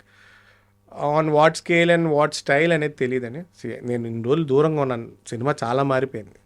Meets and bounce cinema అని కాదు, ఫిల్మ్ మేకింగ్ థింగ్స్ అన్నీ మారిపోయినాయి. ఈ personal and financial aspects, personal ఈ ఇష్యూస్, ఈ ఇలాంటివి ఉన్నప్పుడు వీల్ గెట్ డిస్ట్రాక్టెడ్ అని ఇప్పుడే ఉందండి. నేను ఆల్మోస్ట్ 2 years నుంచి I'm not able to concentrate on my businesses. కొంత లాస్లో నడుస్తున్నాయి, బట్ మెల్లగా దాన్ని సెట్ చేసుకుంటూ కొంతమందిని మా ఫ్యామిలీలో కొంతమందికి అన్నీ అప్పచెప్పి నేను వచ్చి ఈ కేసు మీద తిరుగుతున్నా. ఓకే. సో ఈ జర్నీలో ఎప్పటి నుంచి I will be full fledged back అనేది తెలియదండి. But I'm waiting for the right script అనుకోండి. ఖచ్చితంగా మేము కూడా వెయిట్ చేస్తున్నాము. ఎందుకంటే ఆ లెగసీ ఖచ్చితంగా మాకు తెలుగు సినిమా ఇండస్ట్రీకి కావాలి. ఆ రోజు త్వరగా రావాలనుకుంటున్నాము. అంటే మీరు చెప్పారు ఏ రూపంలోనే అయి ఉండొచ్చు అని చెప్పేసి, హీరోగా లేకుంటే యాక్టర్గా, డైరెక్టర్గా, సో ఏదో ఒకటి ఎస్వి రంగారావు గారి వారసులు ఇండస్ట్రీలో ఉండాలని బలంగా కోరుకుంటున్నాము. మీరు మళ్ళీ యాక్టివ్ అవ్వాలని మనస్ఫూర్తిగా కోరుకుంటున్నాను. Thank you. థ్యాంక్స్ అండి. Nice talking to you.